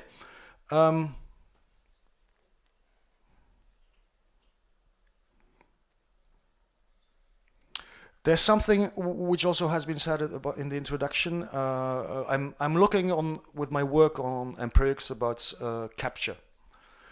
The novel is very much about these walkaways, these people, and they sort of do stuff collectively together and are actually extremely innovative about that. In today's words, at least in Europe, if you work with the Commission and these sort of actors, you would say it's social innovation. You know, there's a lot of social innovation going on on the ground with the walkaways, and they try to imagine another world which is socio-technically very, very different. And there's a little bit also in terms of climate change and other environmental challenges. There's that idea also that we might be able to shuffle us out of the mud by that sort of things, you know, by social innovation, by the fact that we can sort of stick together and do our carrots together, you know, instead of go to the supermarket. It will be more difficult with computers, but there are prospects to be able to, you know, sooner or later be able again to do computers relatively locally and that sort of things. You know, it's a social innovation is innovation which is both technological, because today the world is technological, but it's also social. It's about doing it together, sharing it somehow, and maybe not having the market take the bigger share of it to a certain extent. I have my best colleague for the moment, or the guy I'm working with most for the moment. He comes from innovation studies, and he looks at how these dynamics, you know, the collective common carrot growing sort of activities, and the entire alternativeness which is around that sort of thing, you know, about the maker spaces and all that sort of things, you know, how they're supposed to be really alternative, But at least in Belgium and in most of Europe, once you look at what happens actually on the ground with these sort of activities, these collectives, they are never very far away from the institutions. Often they are part of the institutions to a certain extent, or it's the institutions who, you know, gave them a little bit a kick start or something like that, or it's the institutions who give them money from time to time, which is a little bit counterintuitive to a certain extent. I have friends who run a alternative currency here in Brussels. You know on what they run that? On public subsidies. That doesn't work, no? It's a little bit bizarre. If you believe in alternative currencies, you cannot ask the minister for subsidy and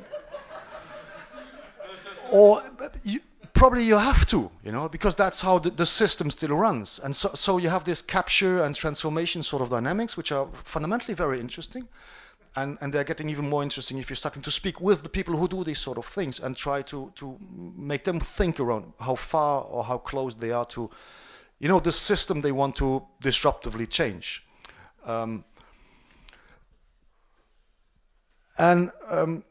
There is something about this in the literature, which is, you know, that idea of niches and that idea of regimes and the sort of these niches, which are the alternatives on the ground. They are supposed to, you know, sort of link to the regimes and make them change, alter a little bit, and you know, in the end, make supermarkets go away. And have us take back again the economics of food stuff to a certain extent. But so there's a double thing to it to a certain extent. Is on the one hand, we, or at least much of the institutions themselves, they believe that they can sort of foster these social innovations and give them a kickstart or help them, support them. Often they are not very intuitive or very imaginative about it, how to do it. They just give them money from time to time, which is not very good. But there's something about that, and then the activities who accept that sort of support or live with that or surf on this support and still try to call themselves very alternative to. No one in Brussels or in Belgium up to here, hardly anybody really thought about the fact that what of the current system you need to dismantle in order to make place for these new alternatives. And that's going to be much more interesting, or at least we find that to be much more interesting as a reflection, is that what do we have to take away from our current technological, energy, mobility, food, whatever sort of systems? What do we have to close down? Not which sectors do we have to recreate, or you know, but what do we have to take away from the current world in order to make place, or you know, for things to appear. And for me, that's a whole bunch of a whole hook where a lot of imagination still is needed. As what do we need to get rid of collectively? You know, GMOs in Europe, we are more or less have a consensus that we should get rid of it. Nuclear energy, we have more or less a consensus, except in France, that we should get rid of it. And there's much more of these things we need to get rid of, actually, if we want to change the world, if we want to have it happening fast and in a disruptive sort of term. Okay, I close with a last sort of comment, but very quickly, because it's very much present also in the novel, I find, and it's very interesting. That's the idea of the commons, that there's something we need to share. And I think that the organizers, or most of the organizers, are very close to that idea of the commons also. And in environmental terms and in ecological economics sort of terms, if you speak of the commons, you speak immediately of Elinor Ostrom, which is somebody who sort of tried to not conceptualize these commons, but who was the first economist, and she was a plain economist, who was trying to understand empirically what happens if people work together around the governance of what she called a resource pool. And that is, as an economist, that is so what she did with her husband and with a whole bunch of students and docs and postdocs and all that is truly revolutionary, or has been truly revolutionary. She's dead by now, but it was really, that is really something really different. Because it was since 100, 120, 130 years, the first person who started to look again at what happened on the ground. She went empirically down into case studies and looked at these resource pools and tried to understand how they were managed. There was hardly any formula or that sort of stuff. She just went there and looked at his case studies and sort of described what she saw. And by the end, she had tens of thousands of these cases, and she could start to try to identify patterns, how these resource pools are governed. And that is, in terms of economics, that is something which has been, and which still is, very disruptive. If you have a person who looks really at case studies in a sociological sort of term, that is different. In the whole faculty of economics, there are not many people doing that. It starts to get a little bit fashionable. You saw maybe the group of economists who got that fake Nobel Prize this year around Esther Duflo, and I don't like at all how it worked because it's a little bit weird again, but it's also empirics. And there's a whole drive towards looking again at empirics and not plain equations and that sort of stuff. And I think that's a real revolution in economics. And it will bring a whole different sort of science, I think, to us. Because I see it with the PhD students. The economic PhD students, suddenly they get an inscription at the sociology faculty to get to that methodological seminar to do case studies. And that's something I think they didn't do for the last 100 years or something like that. And I think it's going to be radically different in a couple of years, what happens. But I will stop here and we will have time to discuss, I hope.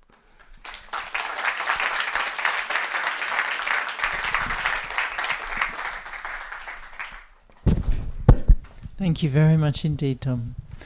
Okay, so we have 4 people who have been listening and thinking and have some flashes of observation and contribution to make. So what I'm going to do, bearing in mind that we've now been all listening for a while, is just ask you to give us the ideas that immediately come to mind. I'm going to frame up a question for each of them, which means I'm defining the territory, and you may wish to redefine that territory away from my question.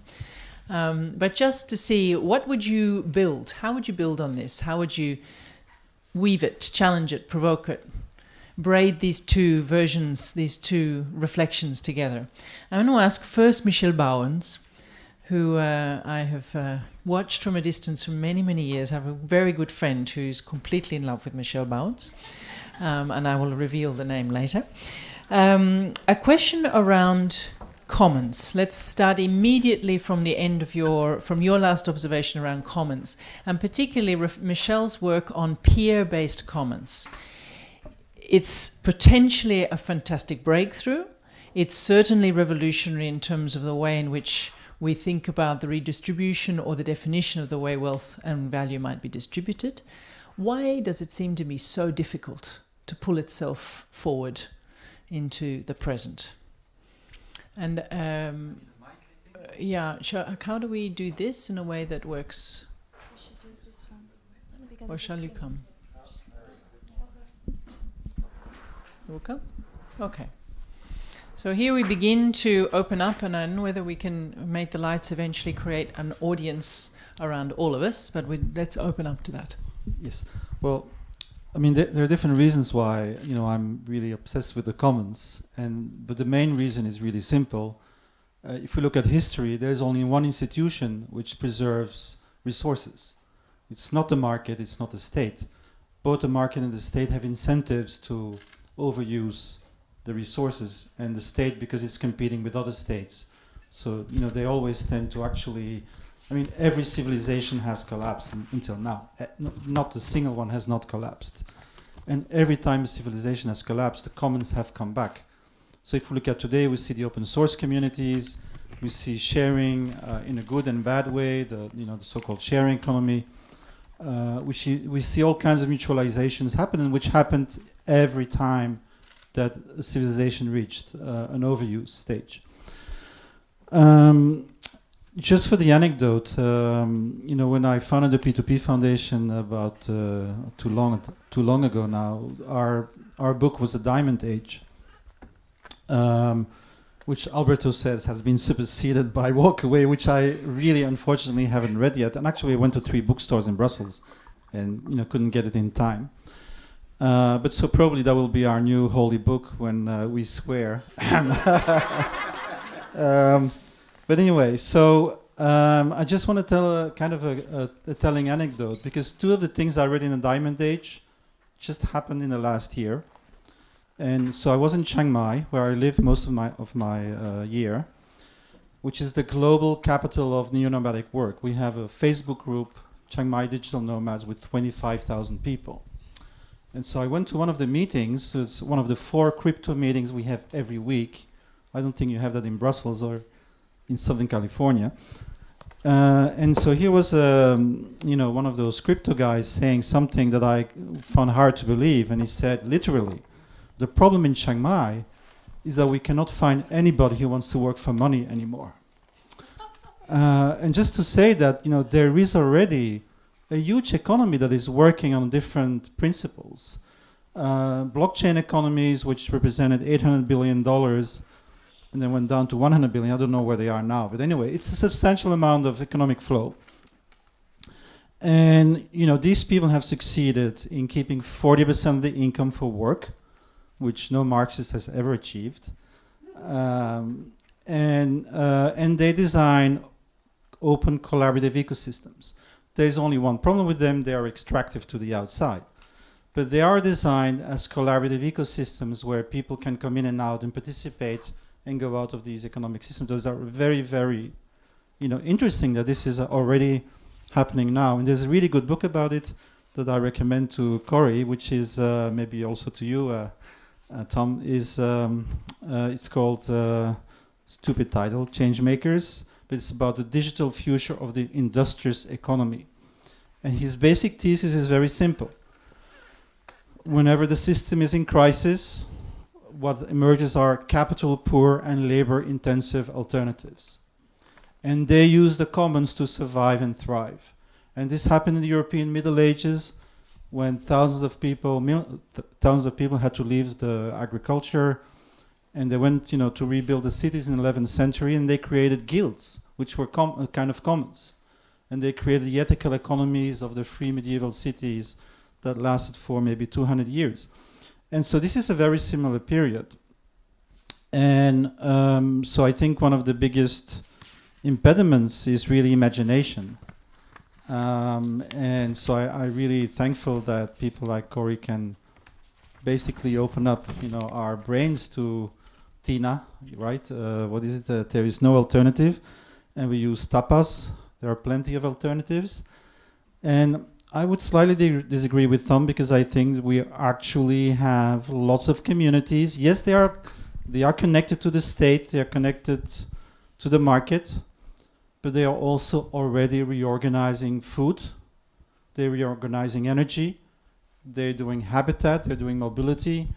And so I think we live in really interesting times where walkway might not be such a futuristic option, but actually a necessity. So maybe that's, ask you about what you think about it. I think there is a real pulsation in our economy between extractive systems and periods of regeneration, which have to use the commons. There's just, maybe I'm a fatalist in your mind, but I think this is something we can observe in the past, and therefore I think there's a pretty good chance it's part of our future. Thank you.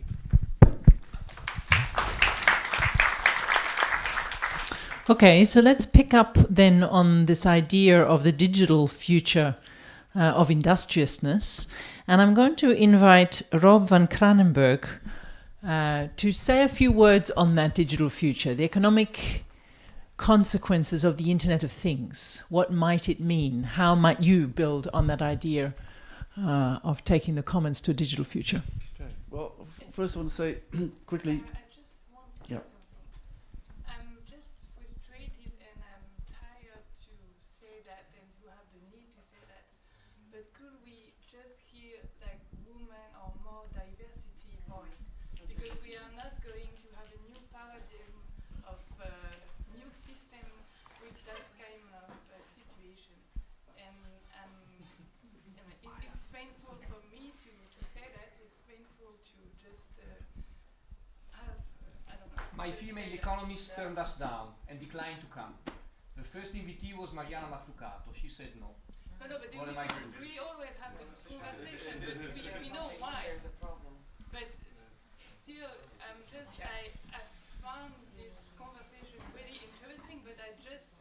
to leave because I'm tired to see that. Well, I will. So we have Maya here, Maya Kuzmanovic from Foam, and so I will hand over my bit to Maya, and I'm sure that you can say whatever I want to say, much better. Well, actually, I would like to hear from you, because I do share an interest in diversity, but I also am very tired of women standing up and saying that they are tired of men speaking. So please speak up. Okay. Can you? I can. Okay.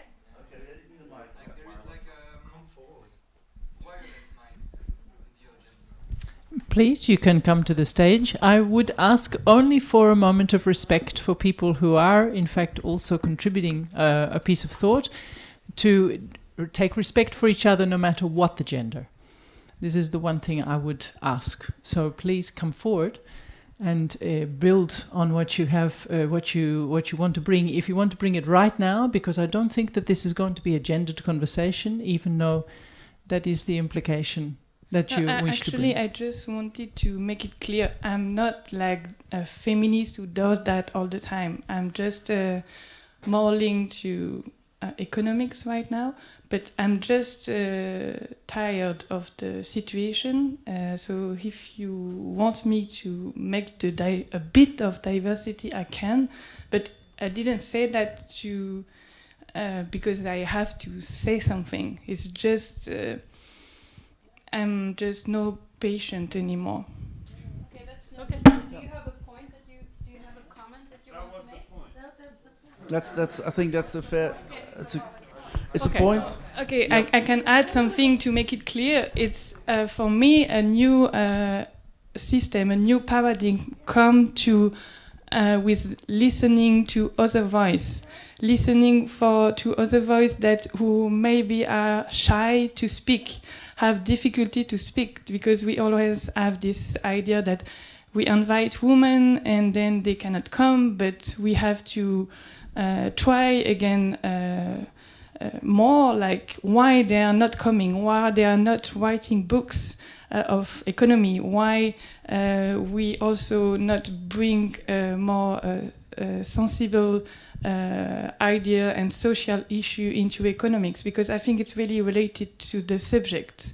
So I'm just aware to be already in this utopia when we are talking about that. I already want to be inside the book of a new economic system. I just don't want to just speak about it again, because then we are in a representative ideas of what it could be, and that's from the past, not from the future, or not from the present. Maybe I wanted to say thank you for saying that. I don't generally speak on all-male stages for the reason that you're articulating. I think hearing from people and their lived experiences, we just heard, people's lived experience actually introduces empiricism into the process. It's not just a pro forma exercise. And I'm sympathetic, Alberto. I've organized events. It's hard when you have a pipeline dominated by people who look like me to find people who don't look like me, because that's what the pipeline's full of. But it's also self-perpetuating. It's tough, but I also think it's a fair challenge, and I also think it's hard to say that kind of thing in front of a crowd. Thank you for saying it. I think it needed to be said. I wish I'd had the courage to have said it an hour and a half ago. Thank you. So, Okay, as I continue. So my remark is actually about a book from the 70s written by a feminist author, Margaret Pierce. And she wrote a book, Women on the Edge of Time, so that is actually one of the few utopian sort of novels that I know that is not dystopian science fiction. We set up a reading group about it, and we had the first reading in Antwerp. And I was reading it with Dries de Roek, who's an interaction designer, and we're all involved in Internet of Things and council types of things and ThingsCon situations. And we were both really taken aback, because what's portrayed in that novel is exactly the vision of how we would want to have it. And in my sort of words, there would be hardcore centralization of the infrastructure, which we basically need, It's kind of a Chinese situation that we have now, so the building blocks are there. Decentralization of all the services, and then data staying with people. So that's the story, that's the triangle for this Internet of Things type of situation which we're in, and which we're going to live together with 50 billion devices that are also developing kind of personas and avatars and and data bodies. So that's the first thing, sort of to ask everybody to go to Google Margaret Pierce, Women on the Edge of Time. There's about 80 still left on Amazon. I bought a few for like $8-9. Then Google, well, if you Google her, I think you already find the Internet of Things meetup that I run in Ghent. But would love to do a reading with Edge Riders in Brussels, so that we can continue this in the Sci-Fi Lab and read together Margaret Pierce, because it's an absolutely amazing vision that she had in the 70s. So then the second thing, sort of quickly, I really was a bit really taken aback with, really enjoyed Cory's presentation, I really did. And sort of also I was shocked a little bit by the second presentation, because I didn't know that economists were actually humans, so that was that was really news to me. And but I think sort of there's a book out by Hart and Negri, and it talks about temporary leaders, and I fully agree that because I was in the same boat for about 20 years talking to policymakers, having to scare them for an hour, then 15 minutes of scare, 10 minutes of solutions. Now it's actually quite reverse. So if I talk to them now, within a few minutes we can really agree on all the things, and we go into solutions. So, but basically, what needs to change is us. Is as you said, we need to move from fighting denial to fighting nihilism, which means that we have to change ourselves. And I really like this idea of Hart and Negri changing ourselves into temporary leaders, which is quite difficult because we're not used to being leaders or to lead. It's not something that we want. But I think the temporary is important. So this is where we can sort of step back and also move into more like the commons and have more like peer-to-peer type of relationships of leadership.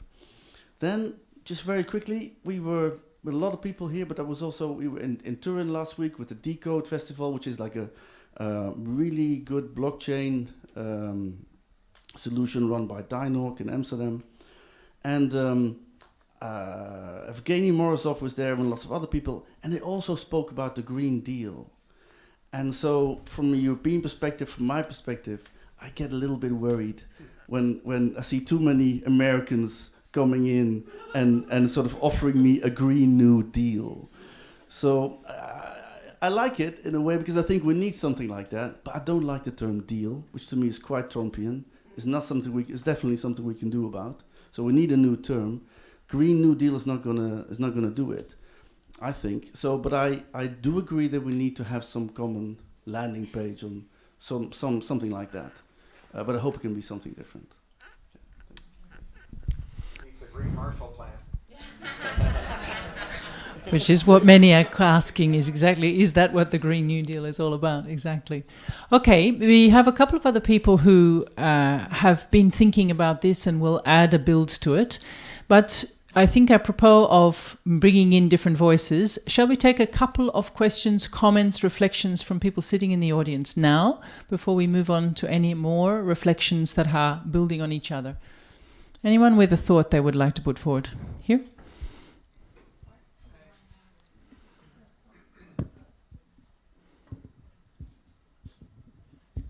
So this is a question that's not really mine. It's a friend of mine that kind of pointed it out, but it really jumped out at me. Cory talked about how money is created. You know, all money is debt, is credit. And kind of it came in the same line there with Tom, was like, it's all about economics, but nobody's really talking about the monetary system, except maybe, you know, as an amateurish hobby for some people.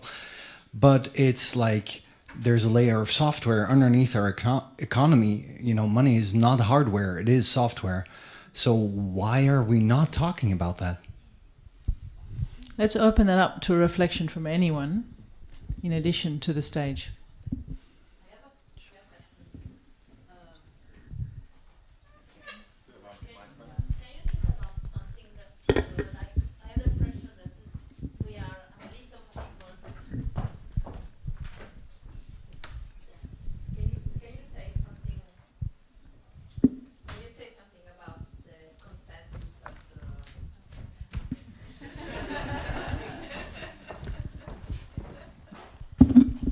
Hello. I would like to ask about what do you think about the political consensus? It seems to me that we are an elite of people. We are all more or less agreeing on the same things and same values. But then when we have elections, we have the right who is winning, the populists that are winning around in Europe. And I'm sorry, you have Trump in the United States. And so how can we deal with this problem? So like, it's okay, we are all agreeing on these topics, but we are too few. And how can we communicate to the voters, the people that are going to choose? And they have a lot of worries and then other reasons to choose other parties that don't think like this. Okay, so a question about money as software. How are we handling that? And the challenges of consensus. I could take a stab if that's okay. I think there's a way to kind of fuse all of these, whether we should be pessimistic or optimistic about where our political consensus is, and also how we think about money. I guess this mic also doesn't work. We have an epidemic of failing mics. Talking about our political consensus and where it's moving, and also the way we think about money. I mean, I take your point that there isn't an economic orthodoxy in the sense that of the parity of rational actors, but there are some orthodox elements to our economics over the last 40 years, including a series of policies that have made our economics less pluralistic and more and our society more concentrated, both in terms of wealth and industry. So the downregulation of antitrust and anti-monopoly enforcement over 40 years that has led to a world where, like, the internet is 5 giant websites filled with screenshots from the other 4. The increase in wealth and also in intergenerational wealth transfers that are the results of, if not in a consensus among academic economists, a consensus among economists working for states about the optimal way to arrange our affairs and how taxation should work, and so the dismantling of inheritance taxes and the severe changes to progressive tax, and it's led to an increase in monopolization, and that has led to dysfunction in a lot of domains. And I think when you see the rise of populist parties, that in many ways they're a reaction to that for example, I think when you scratch the surface of an anti-vaxxer, for example, what you'll find is someone who is incredibly deep in their knowledge of the dysfunction of the pharmaceutical industry and pharmaceutical regulation. They'll say, well, look at the opioid crisis. You have regulators who are totally captured by a super concentrated industry, literally let them get away with murder and killed more Americans than the Vietnam War did, and got richer than the Rockefellers doing it. Why should we trust them on vaccines? That this breakdown in trust in institutions has a direct link to the increase in concentration and therefore the increase in capture. That's the bad news.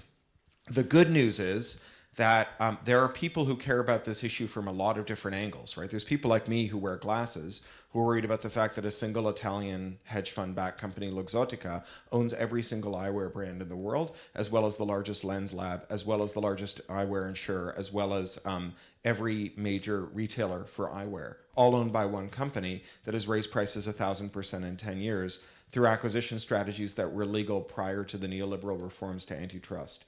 Those people don't know it, but they're on the same side as pro wrestling fans who have watched the pro wrestling world go from 30 leagues 30 years ago to 1 league, whose billionaire owner has reclassified all of the wrestlers as contractors, taken away their medical insurance, they're dropping dead in their 50s and begging for money on GoFundMe. Those people have the same fight as people who are worried about the finance industry's concentration, who have the same fight as the people who are worried about the concentration in the tech industry, who have the same fight as the people who are worried about concentration in shipping and logistics, and so on and so on and so on. Now, there's a parallel to another moment in which people had a lot of different fights and they didn't know it, and they didn't know it was all the same fight. And that parallel is to the formation of the ecology movement in the 1970s. Prior to the coining and widespread use of the term ecology, people cared about whales or owls or the ozone layer or fresh water or salt water, but they didn't know they all cared about the same issue because these were all different issues. Ecology fused all of these people into a movement, and now that movement is in the streets by the millions. We have a moment in which pluralism anti-monopoly, anti-oligarchy could become that same mass movement, right? If we ask ourselves, how do we get in this climate change mess? Well, in part it's because there were so many excess rents from a highly concentrated energy sector that they could spend billions of dollars sowing doubt about the nature of climate change and its relationship to burning fossil fuels, and that they could still have billions more left over to give to their shareholders who would continue to vote for management, who would continue to sow that doubt, right? So oligarchy is in part how we get to this moment now. And anti-oligarchy is a cause with, by definition, very broad support, because almost no one is an oligarch. And so we're at that, you know, as we pivot from denialism to nihilism and trying to head that off, that's our common cause that we all have. You may not care about climate change, but if you care about pro wrestlers, you're on the same side as me, right? So when we ask, well, why aren't we talking about money, and why isn't monetary policy in this? Well, because monetary policy is in large part dictated by increasing concentration of wealth in a small number of hands, and not by using the money as a utility to accomplish public functions. And again, that may not be the academic orthodoxy about the best way to use money, but it certainly is within state economics and within economic actors in the finance sector, their absolute consensus about how to do it. Tom, anything you want to add about money? Yeah, but maybe shortly, just I like that thing which you said about sharing the diagnosis with policy people. I co-organized a couple of years ago a thing at the level of the European institutions which tried to question with the guys which are behind the European institutions the role of growth, economic growth. And we were very surprised to be able to gather 600, 800 people around that question for 2 days with quite a lot of big shots, chief economists of here, DG thing, quite a lot of big names and people with quite some power. And I had the same impression as you. The diagnosis is actually shit. We have to run fast, it should be disruptive, the economic system is shit, it doesn't deliver. There where it gets interesting, or where I found that dialogue where it gets really interesting, is that there is not much shared about the fact that it might be necessary to question growth in itself. And that links to that Green New Deal sort of American thing. I have the impression for once Europe is on the forefront of these sort of discussions, because I do think the alternative economists, they don't speak anymore about green growth or Green New Deals or that sort of stuff. They speak of taking the whole discussion out of economic thinking and of economic dynamics, of no growth, A growth, degrowth, stopping growth, and all that sort of stuff. And that links to your question about where's the money. The money is actually nowhere, because in the current European monetary system, the monetary thing is out of the institutions. It's a totally independent, loose institution. And the guys in Frankfurt, the way it was structured at the time, the economic monetary system, the euro system, is basically the German system. So with a high level of independency for the monetary institutions. And that's what we have currently. And so there is no real monetary policy at the European level for the moment. More about the fact that it's based on credit, because if you're talking degrowth, how can you have degrowth if there's a credit-based money system? That just doesn't compute. It does. If we're starting to run, but we start to run models to understand what happens when we're on degrowth trajectories, and it does end up. Not automatically, but it does end up. We don't have to give up social security systems or social protection or more or less free education in Europe or that sort of stuff. We are able to pay quite a lot of stuff, actually, but just shifting around. Which is the person of money. Sorry, go on. I was just going to say, I would argue that it's not an all-male panel. I can stand up. Thank you. I would argue that it's not an all-male panel. And just to ask you, Kirsten, if you, as the CEO of a pan-European entity that funds innovation in climate change, could you talk to us about what your experience is to answer that question around the political landscape. So you're in many of those conversations, talking daily with the European Commission. I would love to hear your perspective to pay homage to the comment that was made earlier. So we'd love to bring you into the conversation here, if you would do that. I can certainly do that. I'm super curious about one piece that I was hoping to hear about just right now, but I'm happy to... Actually, I'm going to do that and then come back, which is the one braiding in around the relationship between a governance model and the economic system. And I wanted to ask for a 2-minute reflection from Giuseppe Porcaro, who is there, thank you, on democracy, on the relationship between this conversation and the political model and a democratic system, and the extent to which we might need to reinvent that. And then I will come straight back to, because actually in the conversations that I'm in the heart of, these are conversations about the entire political system that underpins what we understand our relationships with to be with one another, and it's very tightly connected assumptions about economies. Yes, indeed. Indeed, there is a clear relation between this conversation and the discussion around the future of democracy and the future of governance. And that was a little bit some sort of reflections I wanted to bring into the table. The intersection between the study of what can be the next models and the next evolution in democratic systems, but what can science fiction tells us about it, but also where the economics is intertwined with all this. I mainly had 3 points where I, more than actual full-fledged reflections, were more like paths for widening up this conversation, and on both sides of the spectrum, from the side of the science fiction writers and from the side of the actual social scientists or economists or whatever we want to call them nowadays. So the first one is about the actual technology, the technology that runs the, let's say, the hardware that runs the democracy nowadays. Evgeny Zamyatin in 1921, as a Russian science fiction writer, wrote something from the future,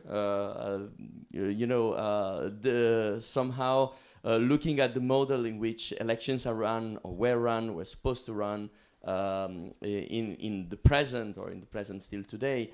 Like he says something about how foolish the ancestors, the people of the past, were to actually run elections on a totally unaccounted model where results were not known beforehand. He was writing in a novel called We, which was some sort of Orwellian kind of pre-Orwellian kind of universe set in 1,000 years from where he was writing. So the issue of technology and how technology is changing the way we take the decisions or the procedural manner about what democracy means is a big issue. Is the algorithm going to automate democracy? Is democracy linked to somehow just the way we vote, or democracy is something about procedure, substance, about how we have a conversation and how do we form our opinions? So that's something that definitely is a big topic. The second topic is not just about the technology, but it's about the result. What is the result of democracy? The result of democracy is policies. So nowadays policies are more or less evidence-based and based on, again, there is certain element of technology on this. And linking up with the discussion with the Internet of Things, there is this, in a lot of Internet of Things discourse, especially in corporate discourse, there is something called a switch from service-based economy to outcome-based economy. So if we are in a mode of outcome-based economy, and we think back what policies are, which are basically delivering results in a world of scarcity, in that kind of world, we could imagine that actually the next product that is going to be on the market is going to be policies themselves. So are we going to be running in a situation where you want to say something about it, I'm sure. And just the third things about scale, geographical scale, because governance and where the decisions are taken and the issue of democracy is super important.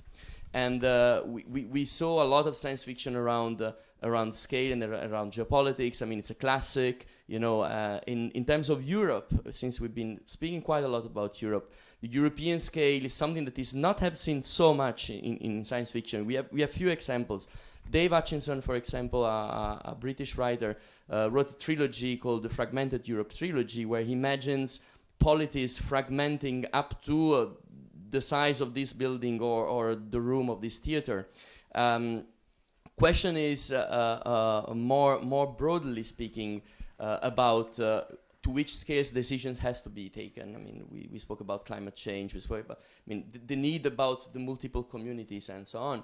And a little bit of a, not just a provocation, but an interesting exercise would be if we would start to think about the principle of subsidiarity, which is somehow the cornerstone or the ideological cornerstone even of the European Union as a new kind of polity. If we would start to think about the principle of subsidiarity, changing his name because subsidiarity is not sexy at all, it's not nice. You know, we should have a sexy name for that. But take it and take out the variable of the nation state, which is on the middle, and then let's try to see what could be imagined out of it. It could be both an interesting exercise of word building, but also something that could be grounded actual to reality of Europe's today. Thank you.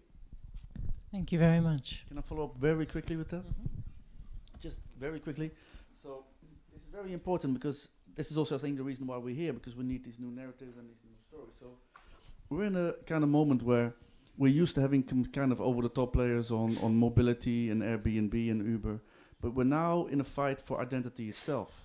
So what we have now is a fight for identity. Who is going to be the first issuer or verifier of the first identity that is given to some person or some object? So we're now in a kind of a situation which we have like a lot of self-sovereign identities that are sort of being talked about, very local stuff. But there's also the next level of thinking of identity is World Identity Network, WIN, or ID 2020, Microsoft, Accenture, IDEO, and they're trying to bank the unbanked, and sort of. But basically, the idea is that they are going to go for identity. The moment they go for identity, then we are in a fully new ball game. That means that we've taken over the top players down to the level of really determining what human means, what human beings mean in this world, in a full seamless kind of connectivity of Internet of Things, ambient intelligence kind of world. So that's why I think we're in this key moment where it's not just about the narrative, but it's also about identities that become plural, that become more fluid, and that need new sort of shells. And that's, I think, why this is a good moment to have this conversation. Yeah, I would agree. There's a person right behind you. Thank you so much. I'm going to actually try to weave something in common. I'm going to start first, Cory, thank you so much for so gracefully bringing out the point of what our colleague was trying to say in terms of representation and empirical evidence and anecdote and storytelling, and that's what I want to be coming out of. I'm from Puerto Rico. After the Hurricane Maria hit at the end of 2017, I'm living in Berlin, but I started one of the larger databases of donation drop-off points in continental US, and then 2 weeks later I was on the ground. And for me, it's been very apparent that in the same way that we say that the future is just unevenly distributed, the dystopia is already here. A lot of people are already experiencing it. I was in Puerto Rico, and then 3 weeks later, there were libertarian groups that were trying to convince the government to start special economic zones as an experiment of governance. I was with groups that were doing surveys in communities, and you had startups from Detroit whose business model was selling their data to developers to come into Puerto Rico. So we were already experiencing a lot of the, let's say, dystopian parts of some of the things that we're talking about. So I actually wanted to bring it to both of you. Tom, you in terms of trying to, let's say, come up with a better definition of what GDP and potentially thinking about a larger story, what When Mama Ursula K. Le Guin said, "A realist of a larger reality." So I want to bring it to you, and I want to bring it to you to Cory, and obviously you, Kirsten, as you're talking to policymakers here in Europe, is what are the narratives? If we know that narratives, if we accept as lovers of sci-fi that narratives affect the frame by which we measure future policy or current policy as it's being implemented, instead of potentially focusing on, okay, what are the positives, where we should be learning, what are the dystopias what are the narratives that we know are currently being sold to us in different ways, and so we know what to steer clear of by perpetuating, etc. Thank you. So I'm not going to let Cory or Tom respond to that. I'm going to capture it, and I'm going to acknowledge that there's a whole other set of questions and reflections from the virtual chat room that's engaging with this.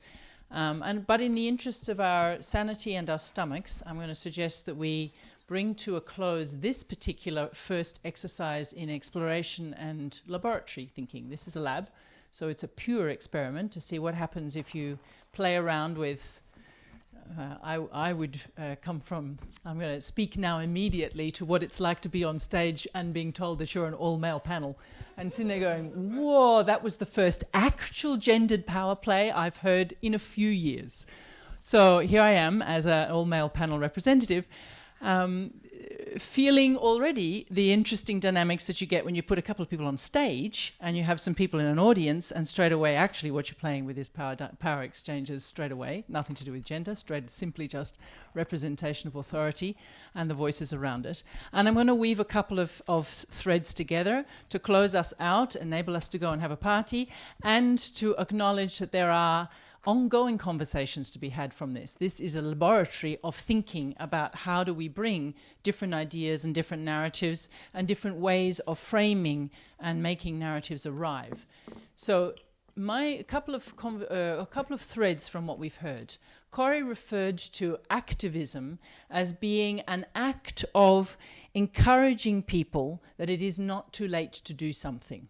Shift us from thinking about activism as something that's about knocking on the door saying there's a problem, to something which is an active act of engaging people in the possibility of possibility, that there is still a chance, that there is something we can do. I think that connects very strongly to the notion of what narratives are and what narratives are for. I want to bring into this something about the idea of the inherent generative dynamics of narratives.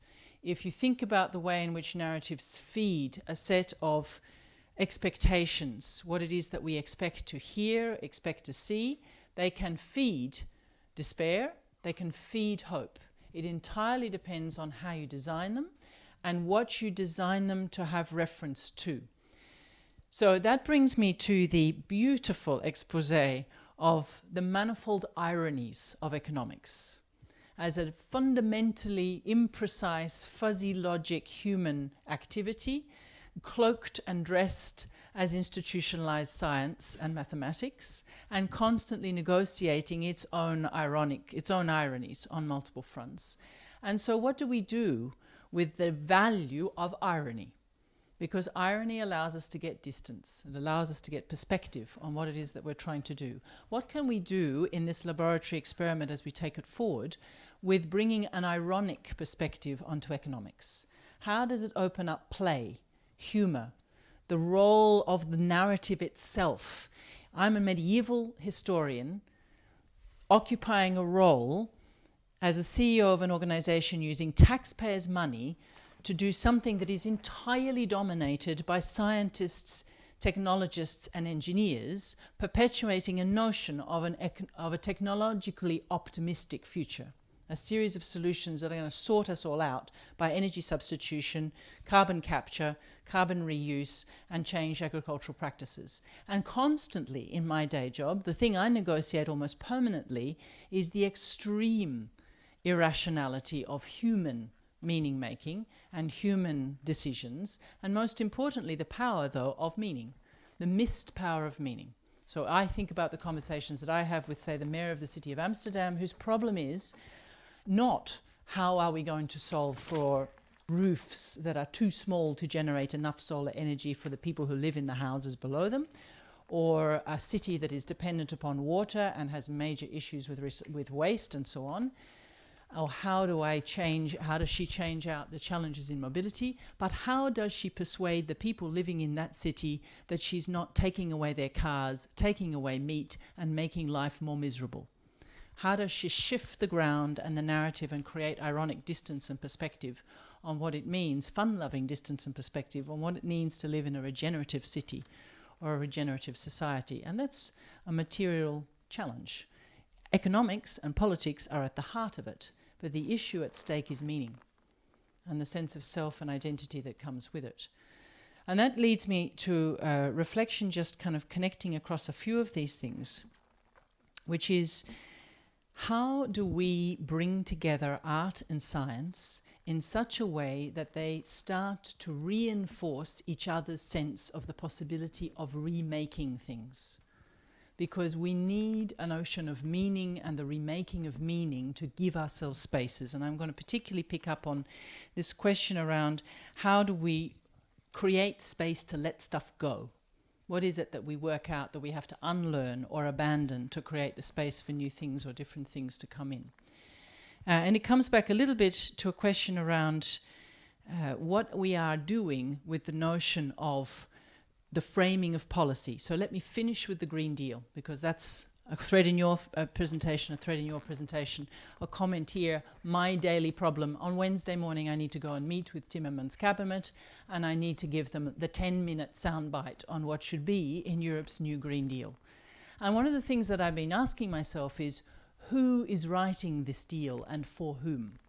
Because the actors in that play on this stage are all institutional actors, which means that they have no access to the forms of opening up access to non-institutional actors, unless the first line of the Green Deal is to acknowledge the failure of nation states. And therefore the reason for reaching out to non-institutional actors, cities, citizens, communities, mothers, children, the next set of generations that we need, bloggers, hackers, co-owners, co-participants, co-makers. And that's probably the most intriguing question that Europe could bring to the notion of a deal. How do we hack the narratives around a deal that gets us to some form of economic and political participation that is not institutional? And how might we use experiments like this to help us come up with the narratives and the meaning and the framing of meaning as a relationship between identity and the context we're in to give us that possibility? My recommendation to Timmermans is going to be, you're going to have to turn this into a poem. Make it a poem that European citizens are writing together with one another, and maybe we get to do something extraordinary with one another. But we'll have to see whether he takes me up on that one. Okay, thank you very much. Please don't neglect to have a look at the website, to follow the blog, to engage in all of the other people whose thoughts and thinking were sitting out around this. And please take this as a first raw, experimental and bumpy exploration of what it means to start a dialogue around how one brings art and science together, imagination, meaning, narrative, and some of the more gritty questions of what goes on behind the scenes and that are carried in our assumptions and carried in our language. Thank you.